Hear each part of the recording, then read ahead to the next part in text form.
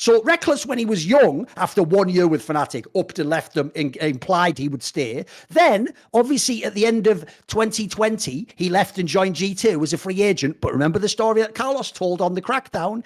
Reckless basically told Sam Matthews, like, I'll stay verbally, and then just changed his mind and went to G2. So the idea now, after a dog opening section to this split, when he's come back to Fnatic after his time in the RLs, he's like, wow, you didn't tell me that this, you sold me a false bill of goods. Who the fuck are you? Who are you? This is going to be another episode of Summoning Insight here on the Last Free Nation channel, LFN. Obviously, if you're on Twitch, chuck over the cheeky premium, prime, whatever. I'm a boomer. I don't know what it's called. Back in the day, it was called the SEA premium. And then there was Got Frag Prime. And I guess this is Twitch Prime, right? Point is, it's free. So just give us some free money. As if that existed. No, this isn't the crypto segment. Don't worry, guys. So, no, the thing is, also, if you are watching the YouTube video, click on the channel that you're on right now and you will see Power Spike. Tomorrow, you will get Best Damn League show. The Monty Wolf show will be there as well. So all the classics that you expect from us. Now, here's the interesting detail. You might have noticed, it's been a while since we did a sponsor read, isn't it? But that's okay, because we're back. And we're back thanks to Freeze Pipe, which is a glycerin chamber for a bong, essentially, that what you do is, you might know in the past people who will want to smoke cannabis. I've read this in the old, like, you know, journals of the people from the late 18th century. Monty. Yeah, exactly. The hashish history. But when I was doing this very academic research into the psychotropic plant kingdom, Monty, as I call it, that's what I call it, guys. It's not what you guys do about 1 minute after 4:19 in the afternoon. But when I'm doing my reading, learning, expanding my mind, you know, in an academic sense, of course, you might know it's a classic thing that people do things like freeze a real whole pipe or a bong in a freezer, because obviously the downside of smoking cannabis, as opposed to other forms, is the smoke can be hot and can irritate your lungs. And some people, especially if you don't actually smoke tobacco, you might not like the sensation of smoking. So the classic thing people used to do, college students, that was freeze a bong. This particular pipe, a freeze pipe, the whole point is it has a section that just detaches. You put it in the freezer, and because it's not made of glass, it's made of this glycerine stuff that actually can essentially freeze way quicker and better than glass. Then you take it out. I'm pretty sure beyond that you understand the principle of using the lungs and the cannabis to infuse and get the sensation. And this just makes it nicer, doesn't it? So if you want to try it out, you could use the code LFN for 10% off at Freeze Pipe. And guess what? You know, a certain date, April 20th, might be coming up soon. You might want to treat yourself. And also, guys, as we said before, first off, thank you to Freeze Pipe for sponsoring the show. But also, guys, as we've said, the best way, if you want to support Last Free Nation, is with our sponsors. If we have one that you like, maybe use the promo code. That is an excellent way to support us. So if you are intrigued by Freeze Pipe, make some good products, head on over there. Promo code LFN. Essentially, understand, this show began in, I think it was February of 2014, but now in February of 2023, 9 years later, Monty is actually telling you that you can actually support his career by changing how you smoke weed. That's actually what he's telling you right now. Those are his words. I never thought we'd come to this point, but that's where we're at. So thank you to Freeze Pipe, 10% off with the code LFN. All I'm saying is it is a dream of mine to make your inebriated experiences more enjoyable through a variety of means. If you asked me what a career goal of mine was, it would be that. Make you more satisfied inebriated person, as I enjoy being myself. One last detail, just as a piece of trivia for you. So you obviously, everyone knows Summoning Insight lasts usually a minimum of 3 hours, more like 4 hours. Well, the good news is if you were to get your freeze pipe and put it into the freezer now, in an hour from now, you could start smoking and just enjoy the second part of the show way, way more, and in a very different kind of way. But obviously, we just say be responsible and be of the correct age and in the correct states and all that jazz to do any of these things at any point in life on any product, quite frankly, but particularly on these ones, of course. And as a transition, Thorin, you know, freeze pipes, when you rip on them, might be cold, but when we rip on people, it's actually very hot on this show. And so we could do a million different things right now. You released a video about Danny yesterday that we should probably talk about, especially since in between your video release and now, Danny has released some very interesting tweets that I think we should discuss. Oh. Secondly, Vitality has allegedly reached an agreement with Upset, which is a very interesting twist that we knew was coming. Spoiler, we knew that was coming. Nightshare is the new head coach for Fnatic in the LEC. All of the post-split turmoil has begun. So where do you want to start? Where do you want to start today? We could start with the Danny topic if you want. All right. So why don't you give a brief summary of the Danny issues that you discussed in your hour-long video, which people can go watch on Thorin's own YouTube channel, as a broad base so that we can jump off from there.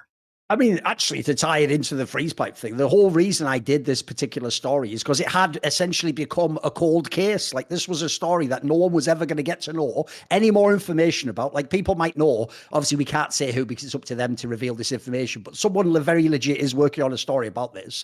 But actually, I believe that in itself, Monty, is based on me having raised the alarm over some other things and mentioning that, like, there's more to this story and I'm going to look into it, and that individual themselves looked into it as well. So basically, it was one of those ones where, like, we all know last year there was the story. We primarily covered it from the competitive angle of, like, Evil Geniuses needed to sub Danny out with an emergency sub rule, which was invented completely out of the arse of the LCS commissioner, by the way. That never existed as a rule. In fact, explicitly, that's not how the rules worked. The way the rules worked was, once the playoffs begin, you declare your 2 subs. It just so happened, I believe they'd declared 2 jungle subs and 0 ADC subs. But because Danny couldn't play, they were able to bring in Cowrie, who obviously actually played pretty well and went to Worlds and was pretty good there too.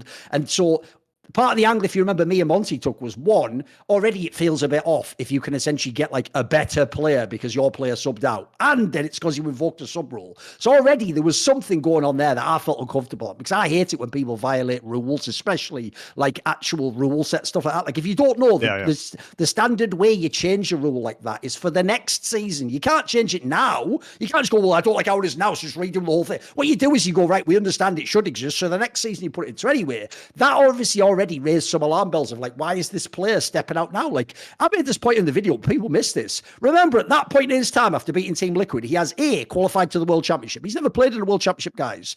B, he has a chance to win the World Championship if you're actually like an active player.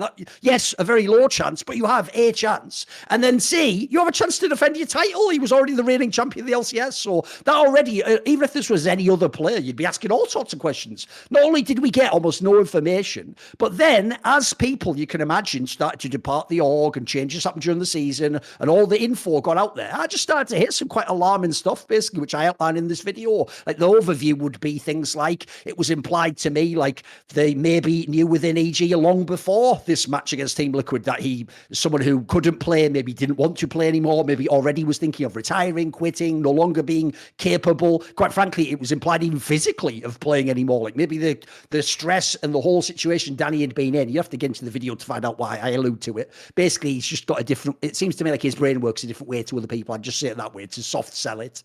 And so basically, when I started digging into it, people might know I've already done this in the CSGO side of EG, although that was more on the comedy side, I will say. And I'm going to do one also along similar lines about the GamerDoc person who's like the senior director of performance, or my joke is director of underperformance, if you actually look at the results that EG has in CSGO, where they're one of the worst big teams to ever play CSGO. Well, what happened is I started looking to see, is there anything behind the scenes? And unfortunately, it's one of those ones where it's just way darker and way more unpleasant than you like. In fact, there wasn't many sort of gags you'll notice in that video. There wasn't many points where I could really even have fun. I'd essentially just like, maybe I could rag on the EGO higher ups and sort of allude to them being douchebags. That's about it. So what I would say about this whole topic, because since then, since I did this video, Danny, as far as we can tell, has done a tweet on his account, which he just doesn't ever tweet on, by the way, and has done fuck all since he left the team, except I think he did one earlier this year where it was just sort of like Heart EG or something like that when they were playing like an LC, I don't know, like EG win or something. He did like a simple tweet. So he's done a tweet where he basically,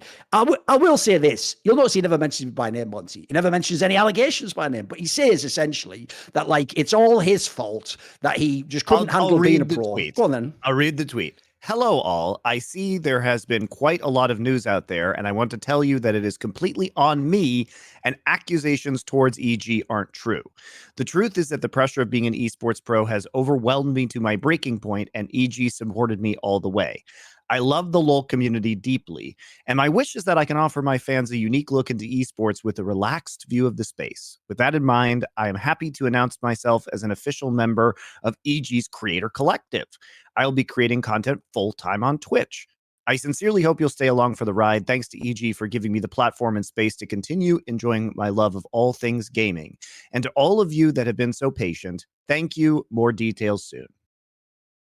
I'll tell you the most obvious thing first out of everyone's mind if you have half a brain. Who the fuck wrote those tweets?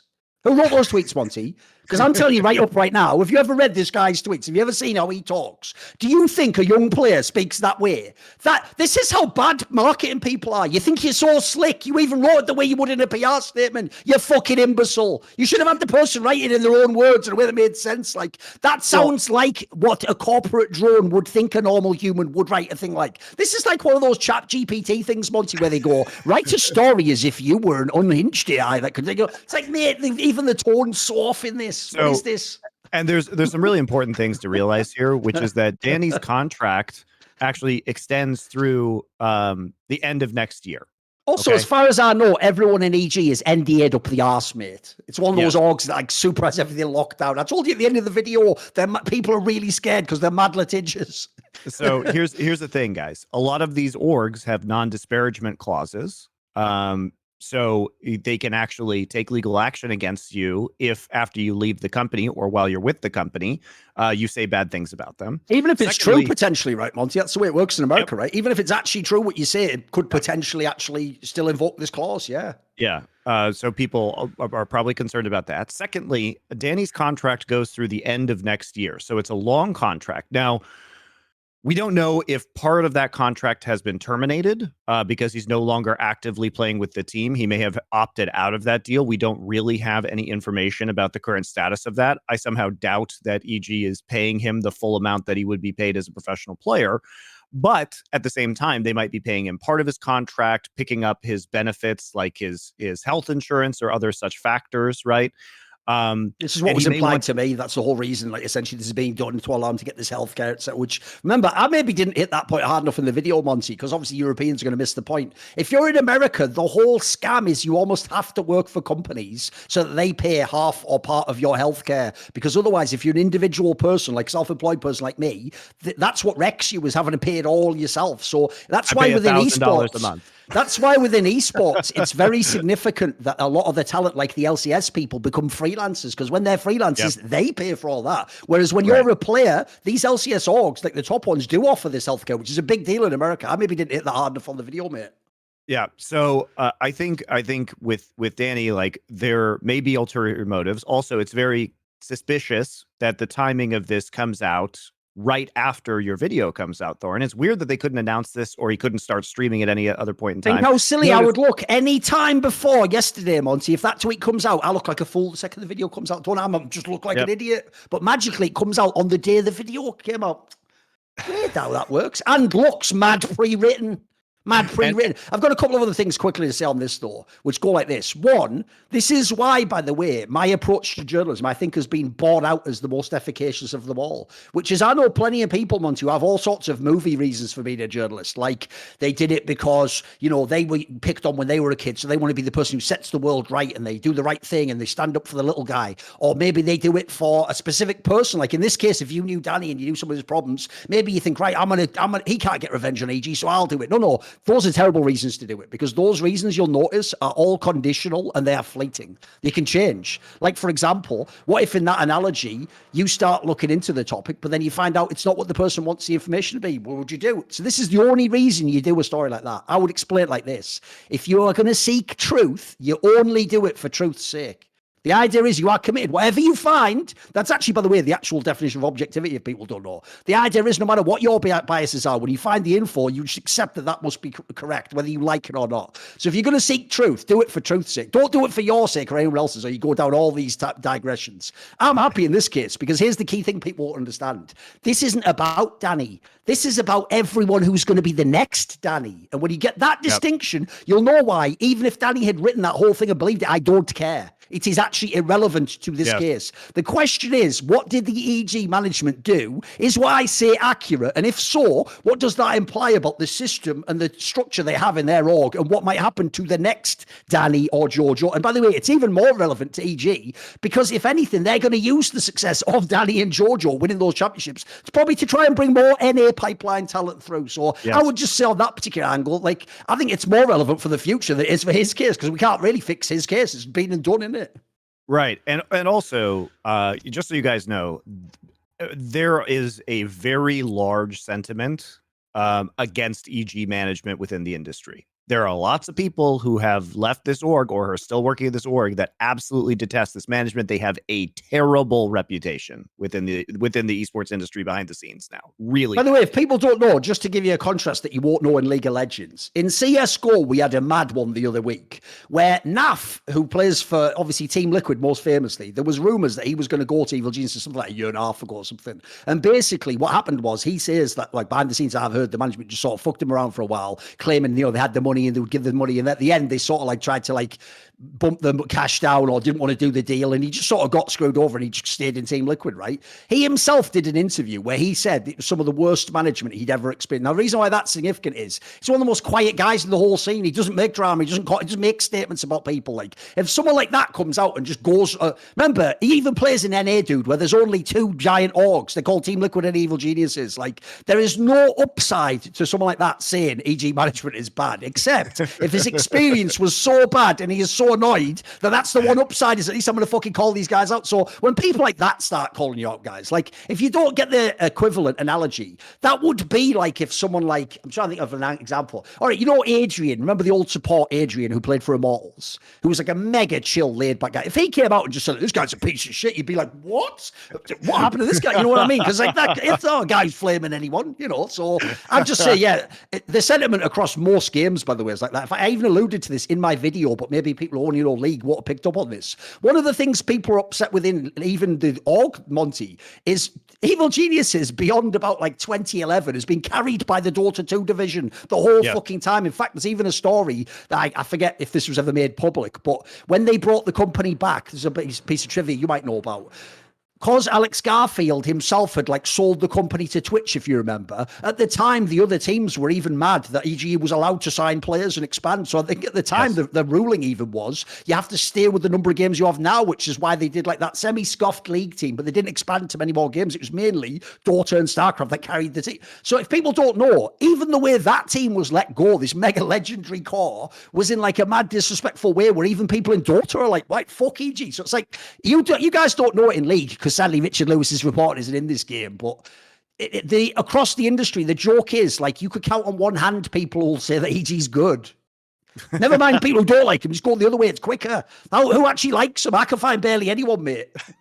I mean, even Alex Garfield has made multiple posts about like the logo change and then now the release of the Dota division, which was like, I mean, he clearly doesn't like what's been going on with the org that he ran for a good chunk of its existence. Back to the Danny point, by the way.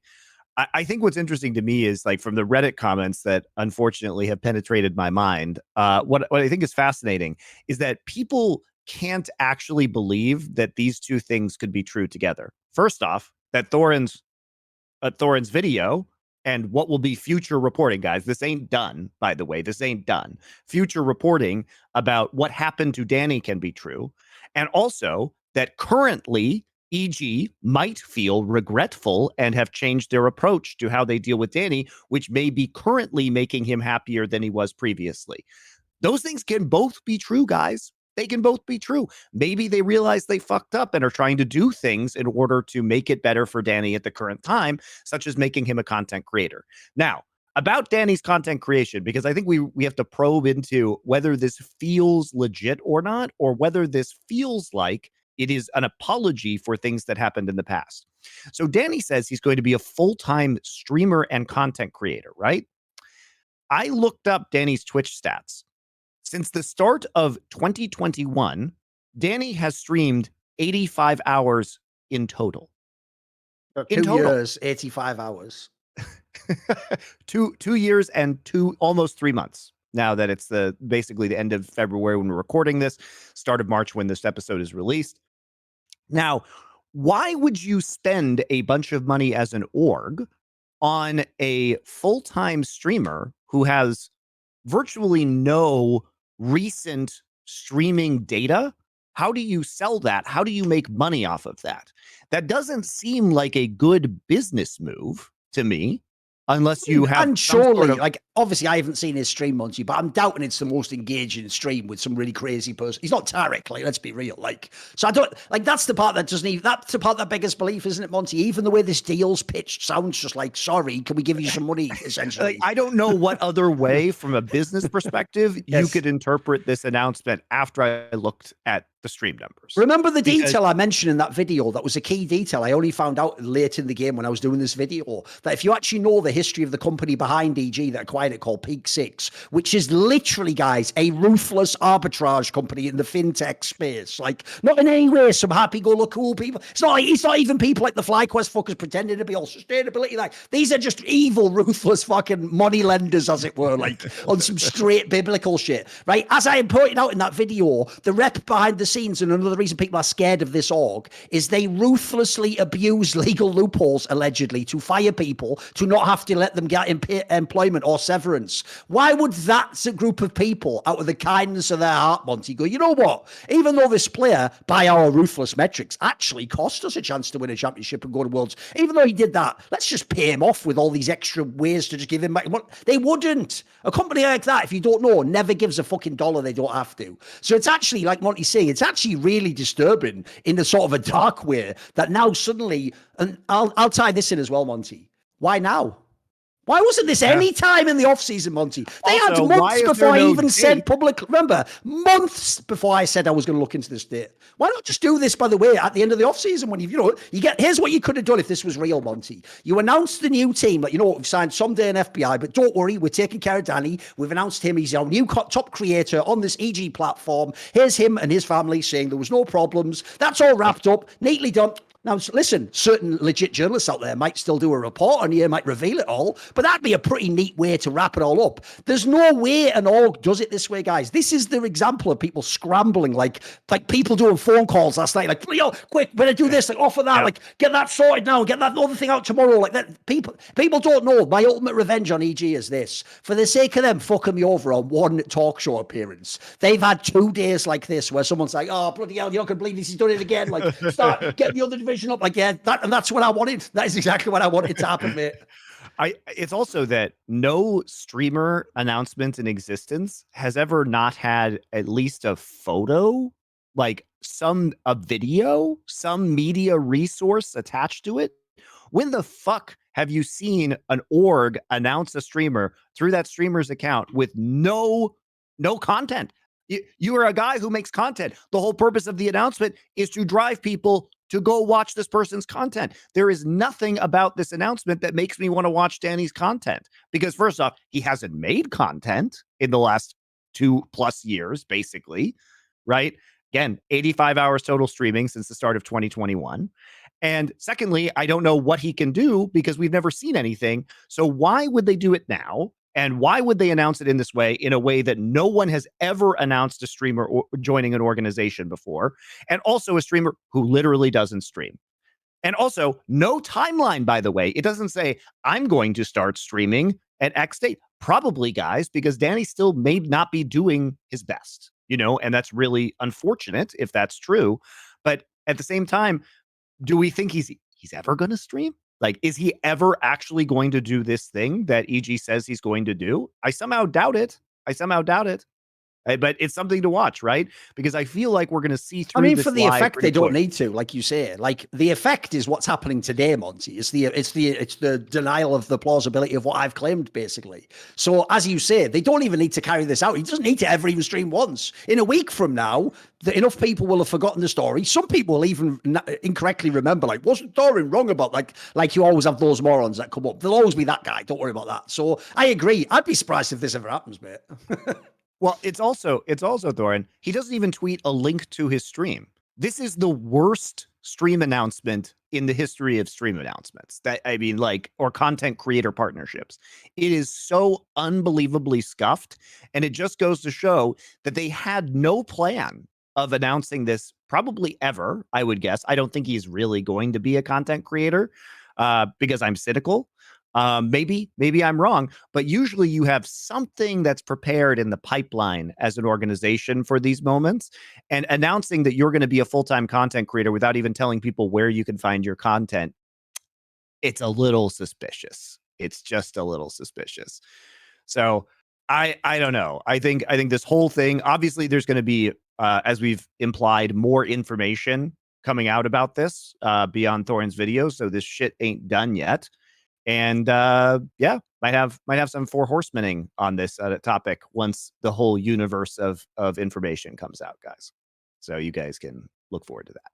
Also, one last thing, because this is the last thing that needs to be said on this topic until a Four Horsemen episode, like you say. I don't have anything else to say on the Danny topic. Like, I've said it all in this video. And that's why, if people take the lens of, like, but is this true or not? Or where's the evidence? You didn't even understand the premise of what I was doing. I never in any sense pretended I presented evidence to you there. What I did was, you have to completely rely on my credibility that I wouldn't lie. And I went and saw all the evidence and talked to the people. And you have to just trust my take on it. If you don't want that, then you have to A, wait for an investigative journalist to do a report, which is happening, or B, and this is the part people never think about, you don't get any info. So wait, what choice do you want? Do you want to wait for the report, in which case imagine everything you know now, you have to delete it all, you don't know anything, you can't even speculate? Or would you like to know from an industry veteran who's never ever lied in 22 years in the industry, truthfully, what I found out behind the scenes happened? That's all you can get to know. I know it's not satisfying because you want to know one way or another who was right, who was, you'll never get to know that. That you have to actually be able, by the way, I'm fine with that. I can live with the idea you will never know, and some people will say I lied. I've lived with it on the Jap one, the TSM one, everyone ever, but it's just the way the industry works. So I would just say, the key point of my video was that is what I ascertained to be the truth when I investigated. Yeah. And also, guys, when you do these kind of investigations, obviously you can't reveal the sources because this is extremely sensitive, but there were not a shortage of sources on this one, guys. I had some of the sources on this one. So I'm pretty confident in what has and will be said about this. There were so many people willing to talk because it was fucked up. It was fucked up. And it's disappointing to see this from the EG management. Also, actually, I've realized one last thing. I probably should have even said this in my video, but I obviously didn't know the person himself would come out and dispute the claim, Monty, right? One thing that's an obvious thing to point out about this topic is, if you listen to how I characterized Danny and the experiences he had, he clearly was someone who did not know when he was in an unacceptable set of circumstances, being coerced and manipulated by people. In fact, at the bitter end, as you saw there, he still seemed to take everything upon himself. Like, that's why actually part of the tone of the tweets is in keeping with how his character was. It's just, sadly, that I think that this is part of the problem. And who knew he spent that much time in Sweden? But whatever. The joke's obvious on that one. Okay. Well, let's move on. How about upset to Vitality? That seems like a spicy one that people. You know would what's like funny to about talk this about. one? This is an example of a move which you've noticed I've been saying the entire split I would do, because A, Upset is the best ADC in the West, and then B, right, if you don't know, he's tried to hook up with fucking Perks, something mental, like 4 times now, guys.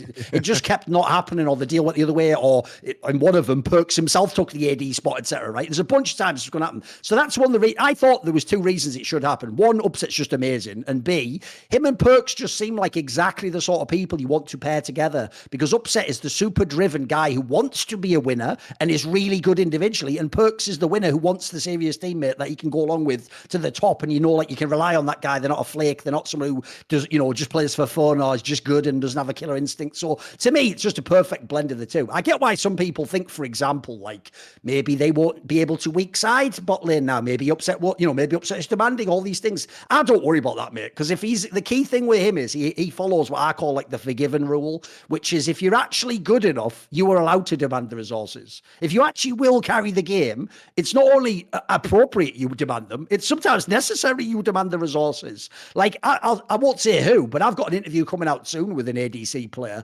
who is a good ADC player, but he even admits, Monty, one of the problems in his career is he was a kind of a quiet player. He's not the sort of player who would just tell people, like, look, I've won lane, like, come that group mid now, like, and wouldn't like shot call the map. He would expect them to sort of work around him and just know what he needs. So to me, I just think it's a slam dunk to fix the team, mate. Like, I can even see this fixing the Kaiser angle. Like, bro, Upset looked that good when Hillerslang was just inting every bloody lane. Like, I'm sure he can get Kaiser on side, and clearly, and that, by the way, that's another thing I love about people like Double Lift, Upset, Forgiven. They aren't going to put around with any guff. When you leave the team, someone might say you were a dickhead, Monty, but when you're in the team, they'll make sure it works. It's like there's a great line Kobe had that was like that. Look, it's ruthless, but it's a great line. He said friendships Ships come and go, but banners are forever. It's a pretty good line, eh? It's a pretty good line. It's a pretty good, I can't lie, it's a pretty good line, mate. I mean, also hilariously, it seems like Fnatic went crawling back to upset after they got eliminated, and now Reckless is pissed. Reckless just living the tortured existence. Oh, I've got an angle on that if you want. Here's the angle on that. That shows you that everyone, understand, Reckless is such a princess, Monty. We all live in Reckless's world, and we just forget about it. Here's why, right? Is this a joke? Does no one remember why Reckless wasn't in Fnatic the last 2 times? Last 2 times he left Fnatic without even telling them, by the way. So I can tell you for a fact, Monty, in season 4 off-season, I heard during Worlds that he was going to leave and join Alliance. And in the off-season, if you remember, Fnatic was talking to me about being the coach of Fnatic and telling me, we think we've got Reckless and other ones. And I was telling them, you haven't. So Reckless, when he was young, after 1 year with Fnatic, upped and left them, implied he would stay. Then, obviously, at the end of 2020, he left and joined G2 as a free agent. But remember the story that Carlos told on the Crackdown? Reckless basically told fucking Sam Matthews, like, I'll stay verbally, and then just changed his mind and went to G2. So the idea now, after a dog shit fucking opening section to this split, when he's come back to Fnatic after his time in the RLs, he's like, wow, you didn't tell me that this, you sold me a false bill of God. Who the fuck are you? Who are you? You know what I mean? Like, at this point in time, Sam Matthews is almost justified in torturing this fucker. Like, he deserves it, because have you noticed how, and this is why his fans are just so fucked in the head, nothing Reckless ever does has consequences, mate. He never gets, his just desserts. He never made his own bed and has to rest in it. They're all like, what's all this sick in here? I know Reckless was sick last night, but why is his bed full of sick? He shouldn't have to sleep in a bed full of sick. It's like, mate, he made the fucking bed. He did all this to himself. Because notice the angle that people aren't pointing out is he did play like shit. You know what I mean? Like, he did play pretty bad, guys. Like, he would deserve to be replaced. And we're not talking about chopped liver here. We're not saying, Monty, to replace him with Neon. We're saying to replace him with Upset. Like, the guy who last time we saw him looked like the most bona fide ADC in years. Also still under contract with Fnatic, by the way. And this is where people don't get it correct. Remember, Fnatic never chose Reckless over Upset. Upset said no to playing in Fnatic. By the way, it was implied because he didn't think Fnatic, the org, and some of the players were serious enough. So what he said was, rather than do another split where I get blamed, I'm not going to play. And he even said, I alluded to this on talk shows, he would come back, but only if it was on a contender. So quite frankly, it doesn't surprise me at all that Fnatic tried. It's just I don't think they were ever going to get him back anyway. So the entire story's moot. Like, that's the worst part, Monty. They're probably going to let this cocksucker play again, Reckless. So people are going to have a pity party for how he felt for one day, finding out that Fnatic would have had Upset, but aren't even going to get him. And then after that, he still gets to play and earn all the money. Come on, bro. You're in a corrupt fucking space, esports. This is trash, mate. This is trash. I mean, I am very excited. I mean, to be fair, though, I have been excited about every Vitality move over the last 2 years. So I don't know what to believe anymore. We've been burned a few times. This is the best one, though, mate. Because here's the thing. I mean, I can tell you, I've watched this guy's whole career. I don't think Upset has ever even been close to bad, mate. Even his worst split ever, he'd be what, like, slightly above average in the LEC. Like, the guy's just, he has an unbelievable flaw in his game. So, like, I don't think he individually is going to play bad in this team, mate. I think it's just, this team should be fucking mega. I don't know what's going to happen with Kaiser, obviously, but the rest of the team looks banging, mate. Well, Kaiser at least has the meta trending in his direction as Riot continues to push for balancing of melee supports. And it was announced that it looks like patch 13.6 is going to be the MSI patch. So we will be able, like, it's going to be, they've released the preview for 13.5 right now, but we'll get some more weeks, obviously, in playoffs, probably, of data on 13.4 and 13.5 before they do the final balancing. But we are starting to legitimately see more melee supports already on 13.3. And I think with their stated goals of that trend continuing, it should overall be a pretty good transition to a champion pool that Kaiser will be more comfortable with. And I think Vitality is smart to make this change. I can't imagine it was a cheap change to bring Upset on, considering he, I think, was still contracted to Fnatic and probably had a buyout associated with him. But they have to get what they can in this scenario if he doesn't want to play for you. And obviously, that's extremely exciting news for Fnatic. And I agree that this team, if they can't do it with this roster, I don't know when they're ever going to do it. Right. And some people will say, well, how does this change the balance of the team? Does Photon have to play weak side? If you actually look at Photon's champion history, his most played champion is Gnar in the top lane. If we go back to his time in Korea in the Challengers League, it's not that he hasn't played a bunch of these champions. He just didn't do it in the LEC. He possibly didn't do it because the bot lane was performing so badly that somebody else had to carry on this roster, guys. We don't know what he is going to look like if they start playing more aggressively through the bot lane and don't have to triage the bot lane dying in the first 1.5 to 3 minutes of the game. His most played champions are Gnar, Gwen, Renekton, Gragas, Sejuani. It's a lot of tanks and potential weak side picks in the top lane there. So just something to think about. I think Photon will be fine. He's proven that he's actually quite flexible in terms of his map play with the team. And I think he'll be quite flexible in this champion pool as well. Also, you just have to remember we're in the West. If you're in the West, like, unless you have a rare case, like Alfari on Team Liquid would be an example of the LCS that 1 year, it's very rare you can actually play primarily through the top laner. By default, it's way more likely the top laner has to just eat the dick and fucking do weak side and the ADC be the one who gets played through. Like, the chat, it's very rare that you're ever actually weak side in ADC in fucking the West, mate. It's not a top lane set of regions. That's the LPL that can fucking run through top lane all day long. Yeah, so to me, it's a better problem to have, as it were. Like, I'd rather ask the question, Monty, can Photon weak side than can I somehow make this like mad neon thing that's just not working work where we just keep banging our head against the wall. In fact, I even think on that one, by the way, the ultimate death knell if you're neon is that storyline that we tried to build up in his favor, which is his own coach from Misfits joined. Like, bro, that guy had you for the whole year. Like, if he had you the whole year and then this team it didn't work, there's nothing else he could do. He's obviously tried everything he could, just didn't work. Yeah, I agree. I mean, that was the biggest surprise is that Carter himself was not able to get Neon to work in this roster. So I think probably takes a lot too for the organization and for the coach to make this decision because he most likely convinced Neon to come over here with him, or a reason he was hired was because Neon was coming over to this team, and he had been very successful at activating his players and particularly Neon before, but it just hasn't borne fruit and something needed to change or else they were going to probably repeat these performances. And the bot lane, it's impressive they got as far as they did with the bot lane having these really tragic performances, but it just kept getting worse and worse as we got into playoffs. They deserved their standing, frankly, Vitality. And I'm hopeful that this will rejuvenate this roster because after watching those LEC playoffs, I have to say, G2 looks good. The rest of Europe doesn't look great right now. There was a pretty significant gap, and I would like Europe very much to send 2 strong teams to MSI, and I'm just not sure that is going to happen unless Vitality massively improves based on the rosters that we have. I mean, all you have to do is look at the placings. Like, remember, for most of before the split began, you hoped teams like XL would be in the mix to be among the top teams. Obviously, Vitality themselves. So the idea that like SK and Mad Lions are making top 4, like Mad Lion was supposed to be on the outskirts, like a dark horse in the playoffs, and SK was supposed to be like on the brink of even if they make the playoffs. So, I mean, the groups in this scenario, I guess playoffs is the old term because it was top 6 in that sense, if you remember.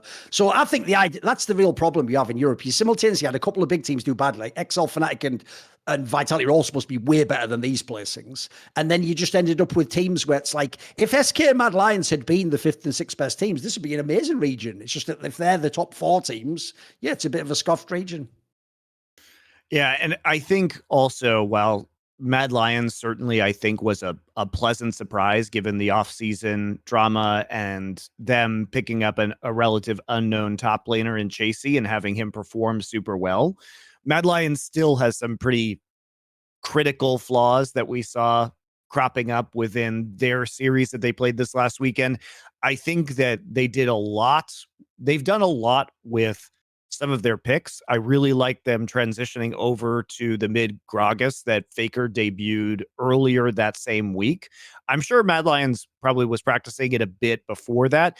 It's kind of what's interesting is it's kind of a logical pick if you think about the return of Rod of Ages, the fact that Gragas is a very, very safe mid laner in particular, and that he offers a lot of potential in terms of roams or pick compositions to isolate somebody for either a top laner or an AD carry to get the kill. So on the right teams like T1, who loves to play pick and skirmish compositions, it makes a lot of sense. In terms of Mad Lions makeup, with Chasy playing a lot of these carry top laners and Jayce, it makes sense that Nisqy can take a more supportive role and use his synergy with Elyoya. He played really well in the Gragas, and I think that it was a really potent pick for them to show something new and played very well to their style, where Nisqy didn't necessarily have to be the main carry on the team, but could be a playmaker in terms of his utility. And we saw that especially in the Koi series, where he had some very impressive Gragas ults onto Comp, which got Comp picked off and then led to Mad Lions game wins. So I thought he did really well, and I thought it was a very savvy pick. But it does feel as though Mad Lions is, we've discussed this before, but it's like they can't hold a W, which is what I say about the LPL teams. Like every time they get an advantage, they just fumble the W somewhere along the line for no reason. They overcommit, they dive a turret, they play too aggressively on the map, and then they get wiped out. And we saw that in game 3. When they, I think that they probably could have won that game with the lead that Chasy had. Yeah, their bot lane was getting destroyed, but they couldn't actually play through their advantage. And G2 saw that they had this bot lane edge and were able to slowly kind of get their way back into that game because Mickey X is an amazing roaming Heimerdinger. Those are words I didn't think I'd be saying this year. He has had incredible presence on the map. I think he is the MVP of the winter split in Europe. And they were able to translate that success into bot lane onto the rest of the team. Meanwhile, Mad Lions gets a lead onto Chasy, pushes up to a tier 2 turret in top lane, and completely throws the game by getting caught out. So their sense of how to press advantages, I think, really doesn't hold up. And if they go internationally, they will be crushed by good Asian teams. They will be crushed. Whereas I think G2 at least maybe has a chance. What's sad to me is I actually think, luckily, this, like you say, this isn't actually necessarily going to be who represents some MSI. It's not like the old splits where it's just would have been first or second, etc.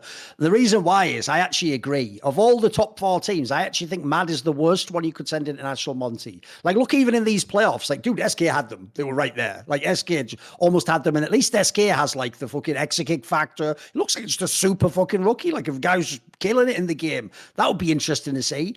Koi themselves, by the way, there's a world where they could easily have been in game 5 in this series. They fucking did their best, like some of the players, to stop them winning game 4 there. Like, I actually thought, if you looked at it, that like Koi would have made a way better foil for G2 in the final. A bit like when they played the upper bracket match. They at least could have won games, and maybe they could have had a team fight where they could hold up, etc. The problem with G2 is when they're ahead, they just fucking snowball the game, mate. Like, you're not going to come back against them. Meanwhile, when Mad Lions is ahead, like you say, they can throw against anyone. They can throw against lower level teams like fucking Astralis or someone, so they can definitely throw against G2. So the problem I have with Mad Lions is I can't rely on them at all. Like, they're just a team that does generate leads, and they have some good players. Like Nisqy's and Elyoya kill the game, but they also, the same player, Nisqy, will also just give you back a fucking moment in every big game too. Yeah, and I think what Mad Lions' strengths are is obviously Chasy in the top lane, and it's the synergy between Nisqy and Elyoya. Yeah, they're well coached. The synergy between Nisqy and Elyoya is extremely good. I mean, they are able to coordinate very effectively, especially in team fights and creating picks.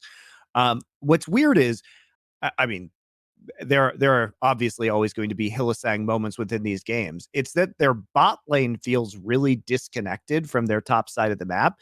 It almost feels like they're playing as 2 separate units a lot of the time, the support and ADC versus and the jungler top and mid laner. And I'm not sure how they can unify these elements, because I feel like that's a point where they often are able to get caught out because these 2 groups are doing 2 things independently. But I also just don't buy, like, imagine yourself at MSI today. Do you really think they're drafting one of these Draven comps and Kazi just carrying the whole game against some fucking LPL team? No, that's not happening, is it? Like that, you can even just wipe that off the board immediately. It ain't happening. Yeah, I think they would have a very hard time. against some of the top, Korean and Chinese teams, which is not a shocking statement, but I think it is more a vote of confidence within G2. I do think G2, depending on the team, could match up very badly. As we move to the discussion of G2, spoiler, guys. The obvious one that would be a problem for G2 is a team that has good laners and strong jungler, like strong invading jungler. I'd like to see that. I'd like to actually see a game where the Yike guy starts with 2 lanes behind and he's getting invaded and having his shit pushed in by like Roman jungler and mid. Like, just throw me that game, because here's the difference, guys. That is probably Jankos's best strength as a jungler. He is fucking unbelievable at when he's like invaded, when he's behind, when he's working with like limited resort. That's probably what he was the king at. Whereas the point with the Yike guy is no one realistically this split, beyond like maybe once or twice in the group, not even the group, the round robin at the beginning, was ever able to do that to the Yike guy. The rest of the game, he was just living the fucking dream most of the time. That's why he was able to pick anything he wanted in the jungle. Also, a lot of these teams will react better to some of the level 1 plays that G2 makes. Yep. They may not get so flustered, or they may be able to read them quicker and do some counters. It appears that, at least in terms of the jungling, we're moving towards a less gank focus. They're trying to change the jungle right now. If you guys have seen some of the patch previews, where they have removed the extra durability from counter jungling, which is a change that I fucking hated at the start of this season.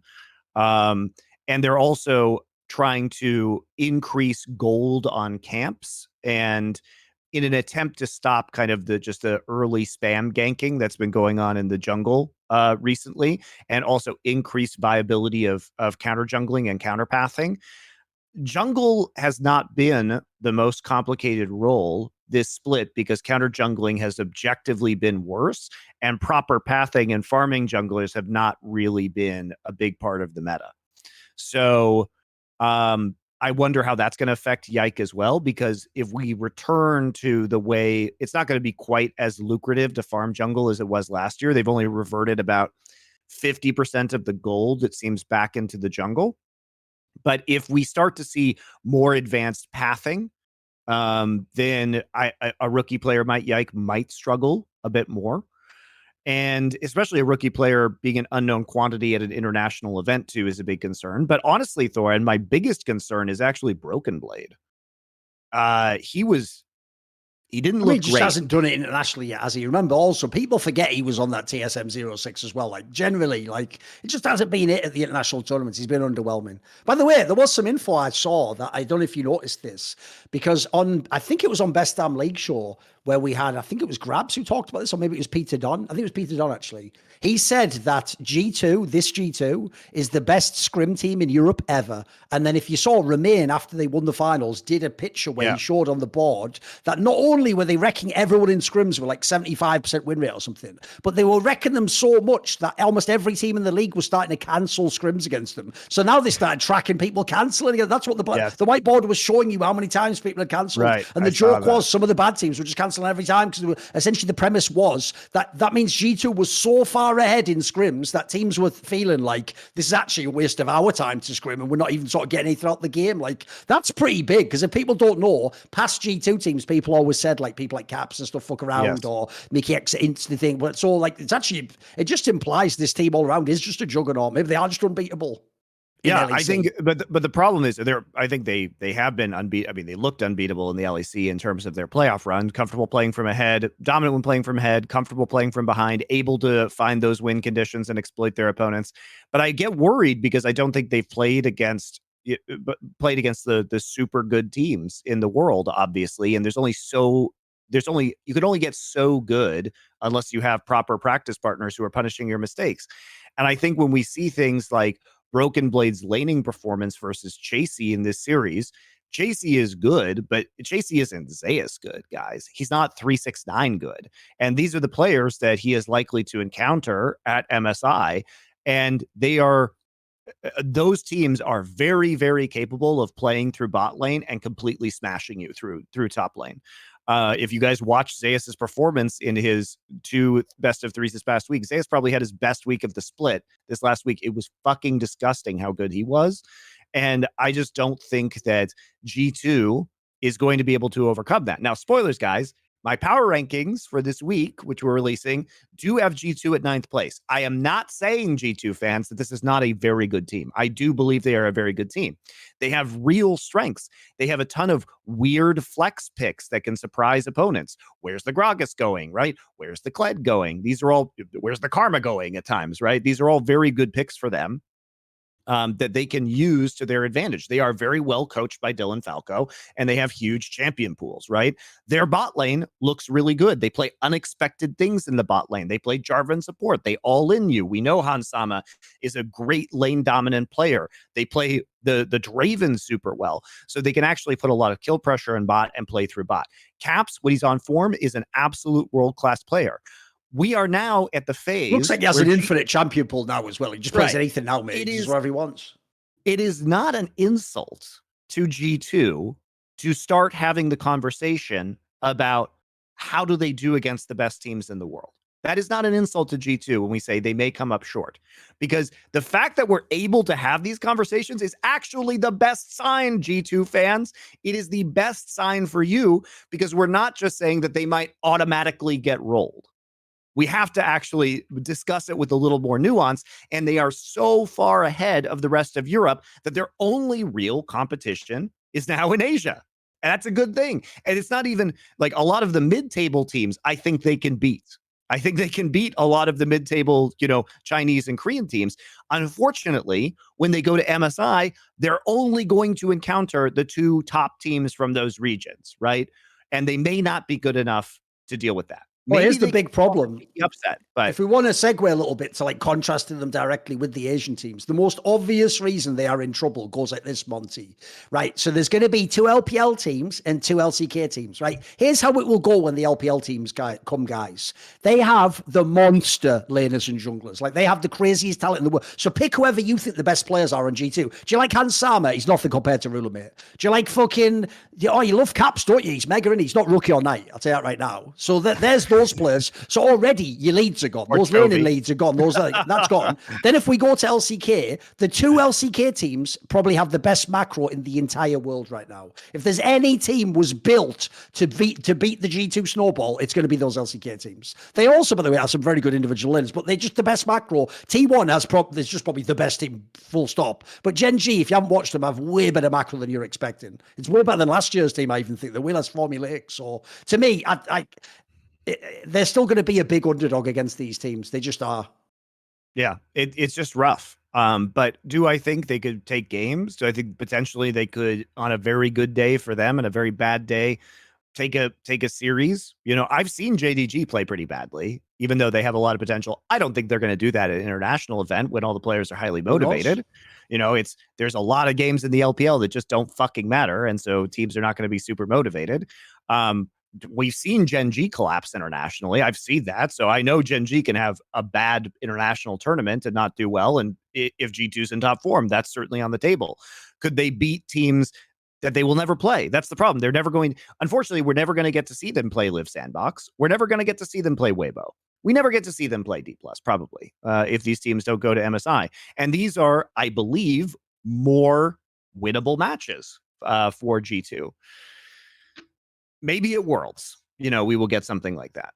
But I think also we should discuss what Grabs tweeted that I also tweeted about, which is that why not just sign 5 scrubs at LEC minimum salary and then send G2 to Korea, you send them to Korea to scrim against the Asian teams, because you're not going to send them to China because it's a lot harder to do that, and also worse. But what do you think about this idea? Because basically do what CLG did in season 4. Just fuck off for spring. They've already qualified for MSI. Like, Monty's premise is essentially, since you've qualified for MSI, why not just put the fucking subs into play LEC, and in the meantime, you just go and get ready for MSI in Korea and power up for a month like some fucking hyperbolic time chamber from Dragon Ball Z where you're just playing against them, which would be the dream, right? The problem is, Monty, the actual format incentivizes that. That's why I think, here's one thing we can look back in, because we've discussed this topic many times in the past.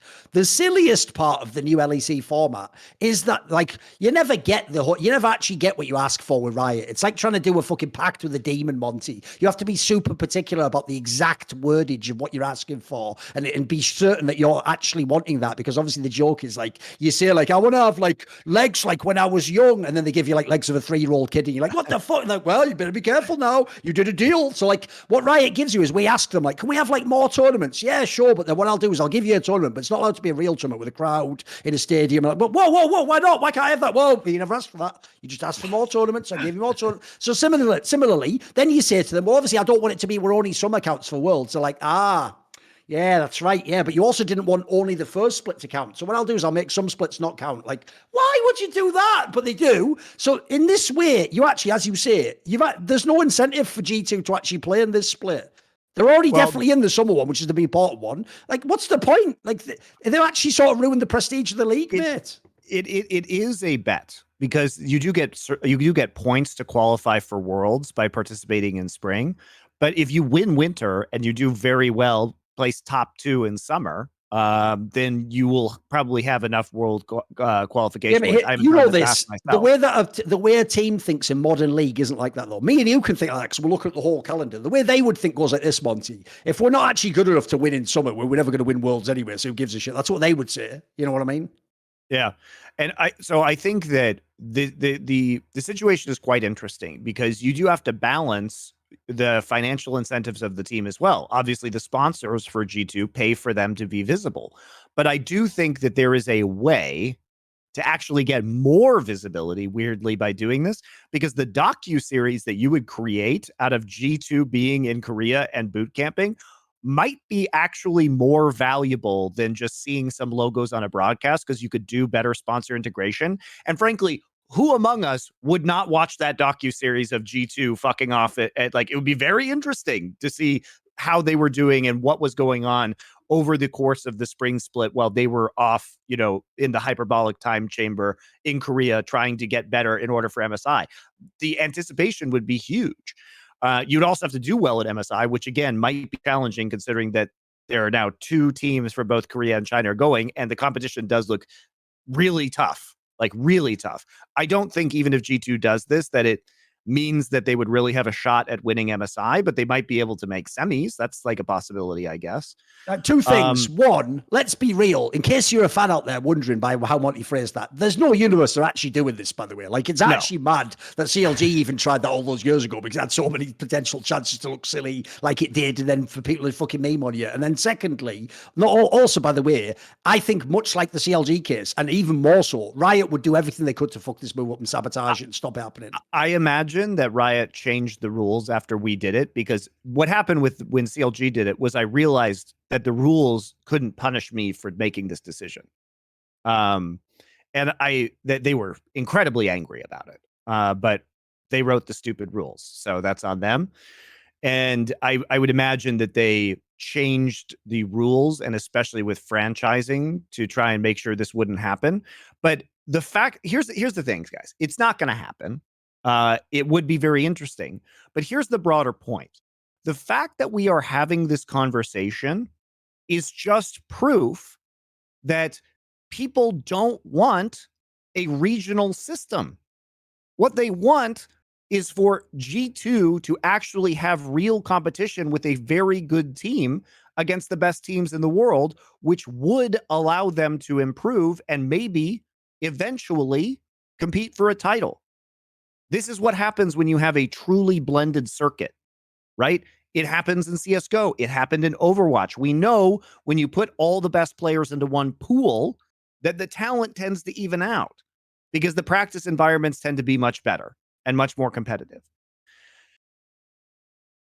What we need is, again, what I've been championing, which is the Super League of 20 teams from all over the world that can incorporate all these players, because otherwise all we're doing is just feverishly hoping. Like, the source of excitement around Grabs' tweet comes from the fact that people really want G2 to do well internationally, but they know that it cannot happen in the current system. They cannot get the practice that they require to be a truly world-class team. Just not going to happen. Like the miracle runs of Europe are over, and even those miracle runs ended with very one-sided like stomp world finals, guys. Those were not fun finals. They were not close to being the best team.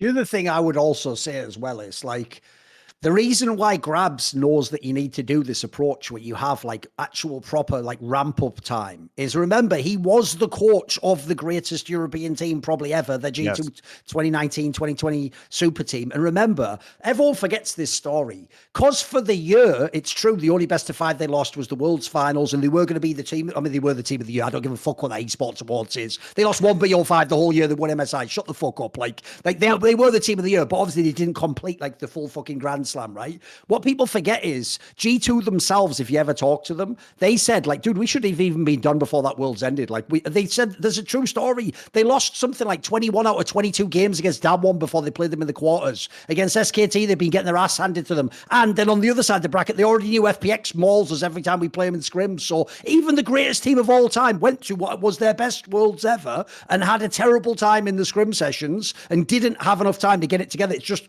luckily for us, they were the most goated fucking composure team of all time in the server. And actually, think how bizarre this is, guys. Managed to like out composure better Koreans. That's the greatest outlier you're ever going to get. You're not going to get that. Yes. Like, even though Caps is still there, this ain't that G2, mate. This is a different type of a team. Yeah, use your brain and think about this, guys.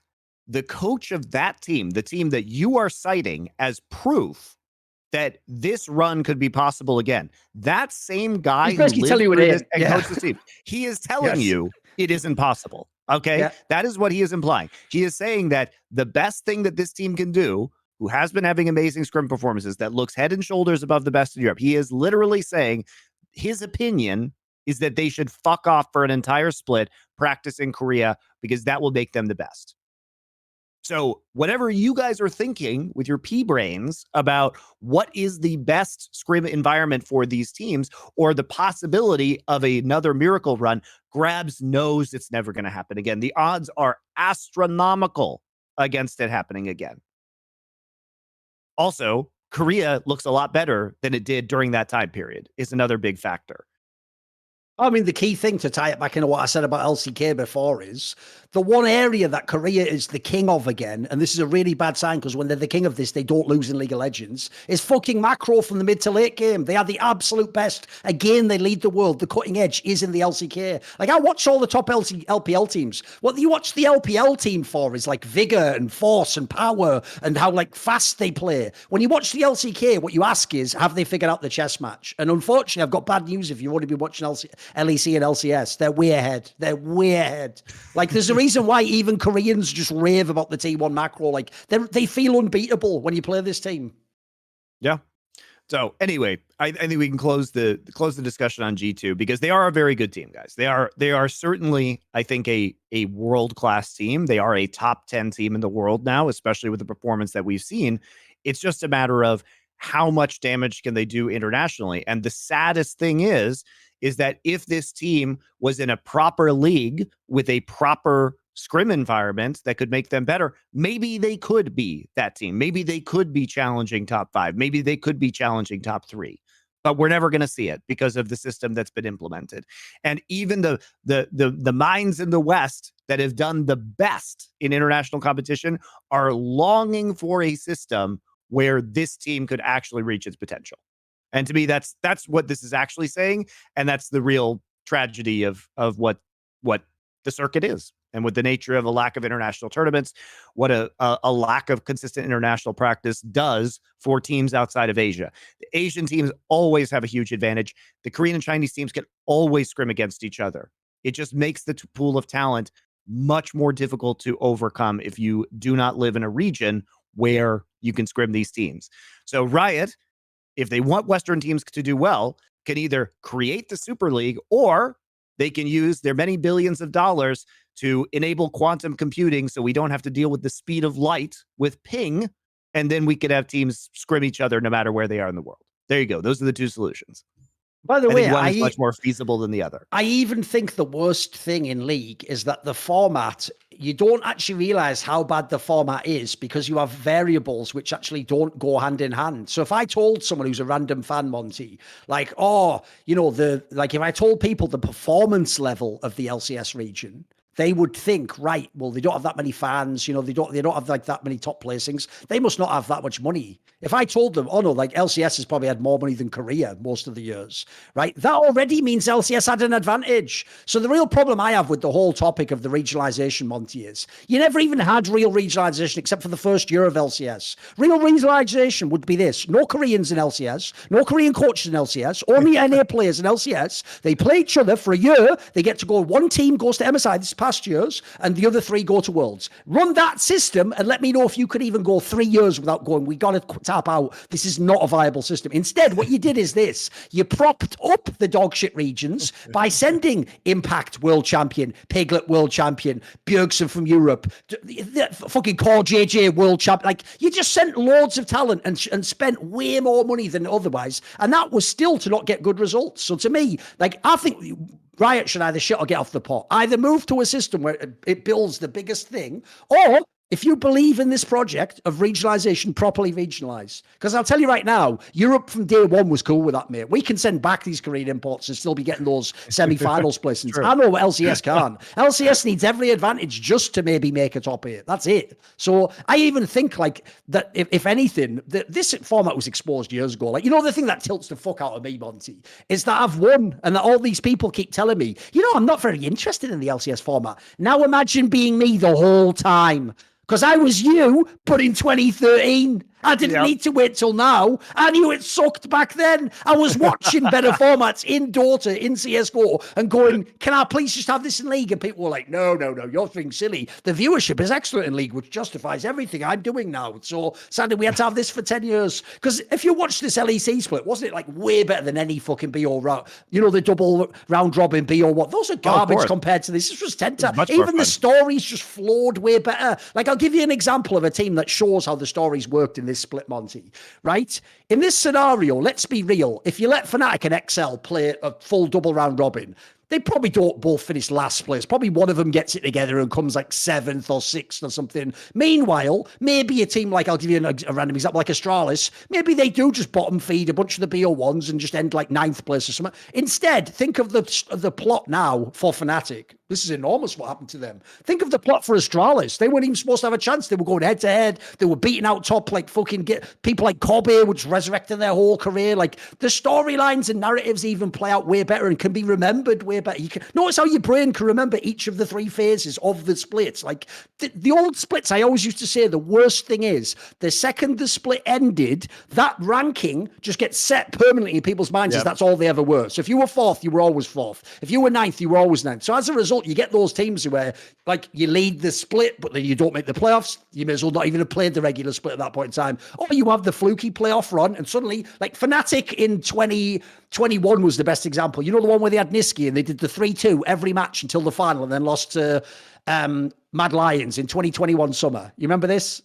Mm-hmm. Right? That team wasn't the second best, mate. They just won a bunch of game 5s. But in history, people are going to remember, like, no, they were like, they don't know that if that game 5 against Vitality went different, they would have been in 6th place in the playoffs. Like, your brain would just remember them differently. So I think the format's already proven. Like I said, it's a fucking banger. And spoiler, I've been hinting at this before, but just get ready for MSI, because once you see that, you will never, this is the good news, you will never be able to go back to that old format. You will never be able to go back to whack BO1s again when we see that double elim beautiful bracket at MSI, mate. It also did something really good for the up and coming teams, Thorin, which is that when, sure, there is and has been a lot of conversation about Fnatic, especially Fnatic, but also XL getting eliminated. But when they were eliminated, here's what would have happened if we had the normal split of double round robin to infinity, right?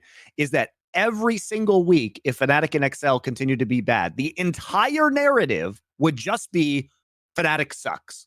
And there would be no focus on SK being much better than expected, right? But when those teams are fucking gone, there is going to be a lot of conversation on our podcast, on shoulder content. There's going to be interest from fans about tweets that are made and possible roster moves.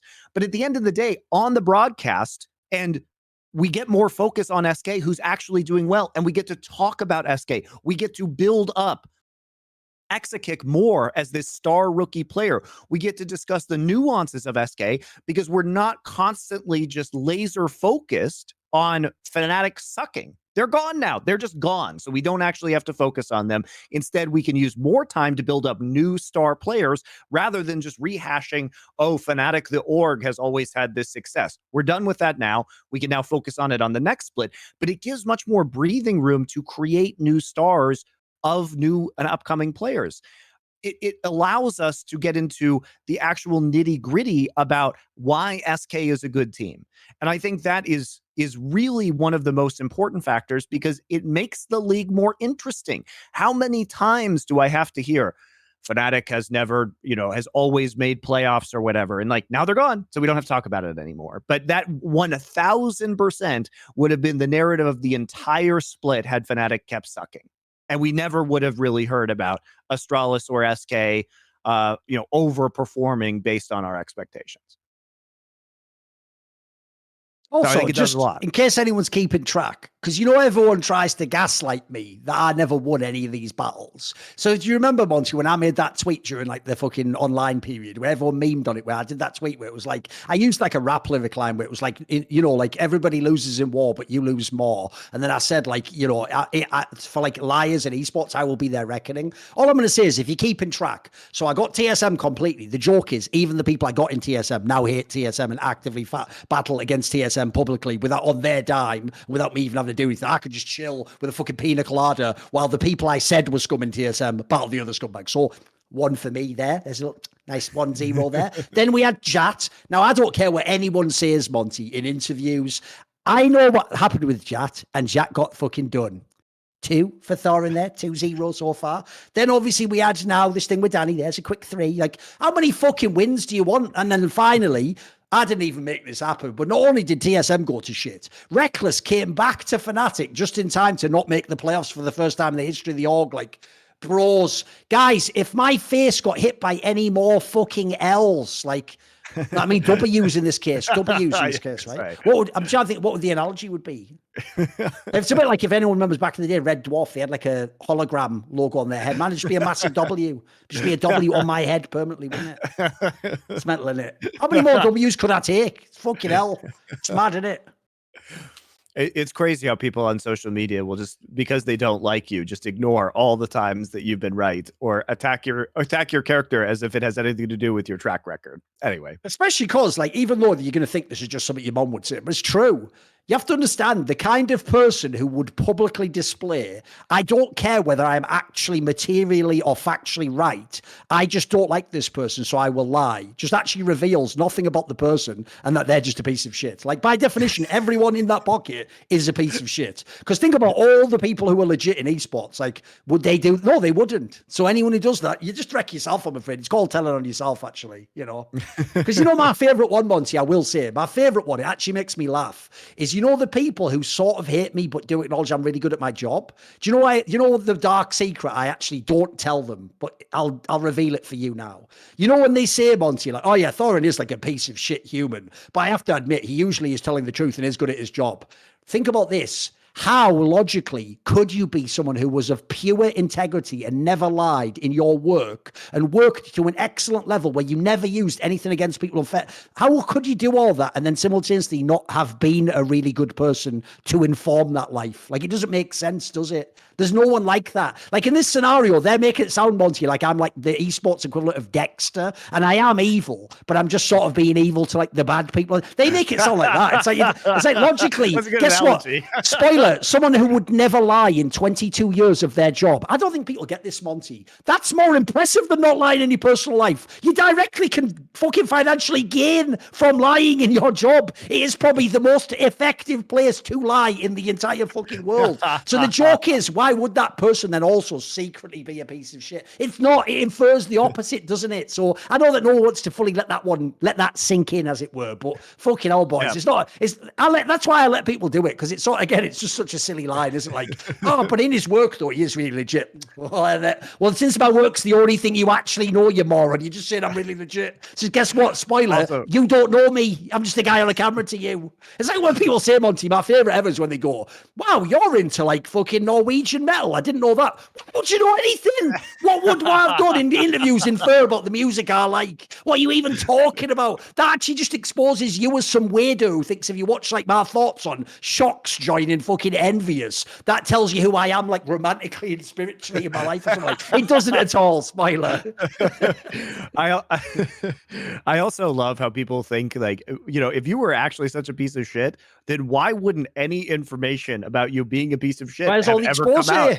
Yeah, exactly. Like, don't you think that there are a bunch of people who don't like me or Richard Lewis or Thorin, and yet there have never been any pieces of information that have come out that about us being pieces of shit? It's really weird. There's almost like there's no actions. Meanwhile, wouldn't some of those people who we expose constantly for being actual pieces of shit and having actual bad actions, why wouldn't they start releasing stuff or digging around? It's because there's nothing, guys. There aren't any skeletons in the closet. There just aren't. Yeah, it's because you have to understand it's all about human experience, guys. Like to me or you, using Twitter, it's just a fucking social media site. There are some people where their true definition of hell is they will wake up in a realm.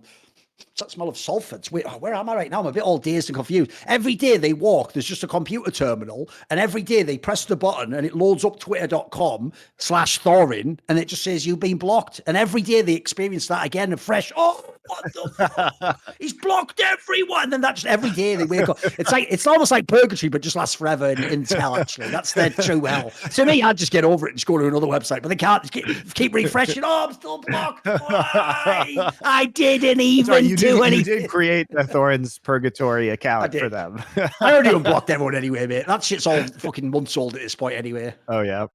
No, except for people who were absolute nutters, I unblocked loads of people. That's very generous shit, right? Well, I'm never going to read their comments, so it doesn't matter at this point, does it? I just mute really people. I just mute people constantly. It's the same concept. I'm just not reading them anyway. I just don't have to hit mute in the first place. All right. I think it's time to talk about our delightful sponsor again before we move into other topics. I want to explain something to you, right? Okay. So I was thinking about this earlier, right? Which is, if I had to summarize a product that thematically would be LS, my friend LS from Korea, his dream product related to League of Legends concepts, because everyone knows LS is all about terminology and concepts and like the way that you categorize different techniques in the game, right? His dream, obviously, everyone knows LS is one of those guys because he comes from the LCK background where jungle's the whole game. It's all about what you do in amongst the trees. And everyone knows LS's number one technique that he pioneered was obviously freezing. So imagine if you could freeze while you were in amongst the trees, jungle, and be using that freeze pipe. That's right, it's freeze pipe, the glycerin-based pipe section that you can put in your freezer for 1 hour and afterwards get a cool, smoky experience. That's right. 10% off with the code LFN at freeze pipe. Yeah, that's right. And by the way, guys, I didn't come up with that on the fly. Very good. There you go. Glycerin is like perfectly food safe. It's in a lot of foods already, so you don't have to worry about that. And you don't have to put the entire like pipe or bog or dab rig or whatever you get from them in there. You just take out the chamber, throw it in there for an hour, and then you don't have to worry about scorching your throat like I did on tiny glass pipes in high school when things were not as legal as they are now. He still means weed there. He still means weed because that actually sounded so. He didn't live in like Baltimore or something, guys, in like the fucking in the wire or something. No, it wasn't on that like we just meant weed. We just meant weed. Just weed. Just checking. Yeah, but don't be like high school Monty and absolutely start an inferno in your throat. Instead, be like smart, sophisticated, current Monty and go get yourself a freeze pipe if you like. 420's coming up. Might as well treat yourself to some nice smoking equipment, guys. Again, that promo code is LFN, so go use that. And if you want to support us, thank you to FreezePipe for coming on as our sponsor. But secondly, we're going to have more sponsors, guys. We're talking to a lot of people right now with those other sponsors. If you guys want to support us, this is one of the best ways to do it. So if you've been thinking about FreezePipe, seen them other places, they've been advertising a lot recently. People seem to like their products. Go do that, guys. Go use the promo code. Support Freeze Pipe, support us. Thank you very much. And also subscribe, all that jazz. But anyway. Yes. Right, what do we talk about now? What do you want? What region or topic are we moving to now? I don't know, man. We got LCK, we got LPL, we had the top JDG match this last week. T1 looks absolutely fucking insane right now. There's a couple different directions we go. I honestly didn't watch a lot of the LCS games because fuck LCS, and also I was busy on sponsorship and business calls for Last Free Nation. So I will say we will do more LCS next week, guys, because there is no LEC. I will definitely have a lot more time to dig into LCS much more heavily, but it is hard for me to justify when my eyeballs are forced to watch 100 Thieves versus Team Liquid, or I have a choice to watch JDG versus Top instead. I know where I'm going to spend my time. Basically, if you haven't followed the LPL, JDG against Top is essentially the LPL's version of T1 against GenG. It's the two best teams, and also in theory, the two best rosters, and everyone's super hyped. These are the teams right now most people would want to go to MSI. Rookie is on Top, which used to be Knight's team. Knight is on JDG, which used to be Agau's team. So, there's a little bit of flip-up, but the key thing is those rosters are straight fire. They have banger players across the board. And crucially, in this marquee matchup, it also was a classic LPL match, because if you know the problem with JDG, and this has been a problem with a lot of Knight teams, is they have mad coin flip. But then they hit like a motherfucker. So they have games, they have series this split where they just lost to teams that are supposed to be way worse than them. But they've also had games like this where if you just go off, you just go off. The key thing I've always thought to teams that when you have people obviously it used to be Knight and Jackie Love, now it's Rookie and Jackie Love, it's Knight and Ruler. When you have a two-player combo like that, when you hit, you are just going to fucking dominate. You have the best players in the whole world at their positions. So, these teams, it's why I find the LPL so compelling, Monty. It's because I do think, like I said earlier, for me, LCK is more about, what system does your team play? What style do they play? What lanes do they play through? And then you play it out you iterate like a computer formula, To me, the LPL is way more here's all these crazy variables, and let's just see which comes out in this particular match, because there's a whole bunch of players can carry these games. Yeah. I think LPL might be the only region where every fucking role can carry even. It is. I think T1 has that option right now, but JDG, obviously, when they've been on form, we've seen 18-minute games, from these guys. It has been absolutely crazy what they've been able to do. They have taken losing lane matchups in bot lane and turned them into absolute stomps with Zeri Yumi and ending the game in sub 25 minutes. Now, that isn't to say JDG has been the most consistent team, because there have been moments. Ruler had a very difficult series versus Weibo that JDG ended up losing, which was his first bad series. He actually did kind of straight into those games. And then Kanavi has also has a very good lineup of people don't know. That's the one with the Shy and Carcer and Zhao. It's a pretty good team too. Yeah. So it's not that they haven't had their hiccups, JDG. They also lost to EDG, where Kanavi played particularly badly. They got gapped in jungle, basically. Yeah. JJ just crushed him. But EDG is also a top 5 team in the world, in my opinion. EDG is actually kind of sneaky good right now, even though you wouldn't expect that from losing Viper and Scout on this roster. Their new AD carry, their rookie AD carry Leave, has been performing at a pretty darn good level. And Fofo has been a really good surprise, as well as they got Ale from LNG last year, and he's been really good. JJ's been really good. And this is kind of a team that's more than the sum of their parts, and it's probably the best overall macro team, I would say, within the LPL. So EDG is a fun team to watch if you like all that. They did beat JDG, and Kanavi did look very bad in that series.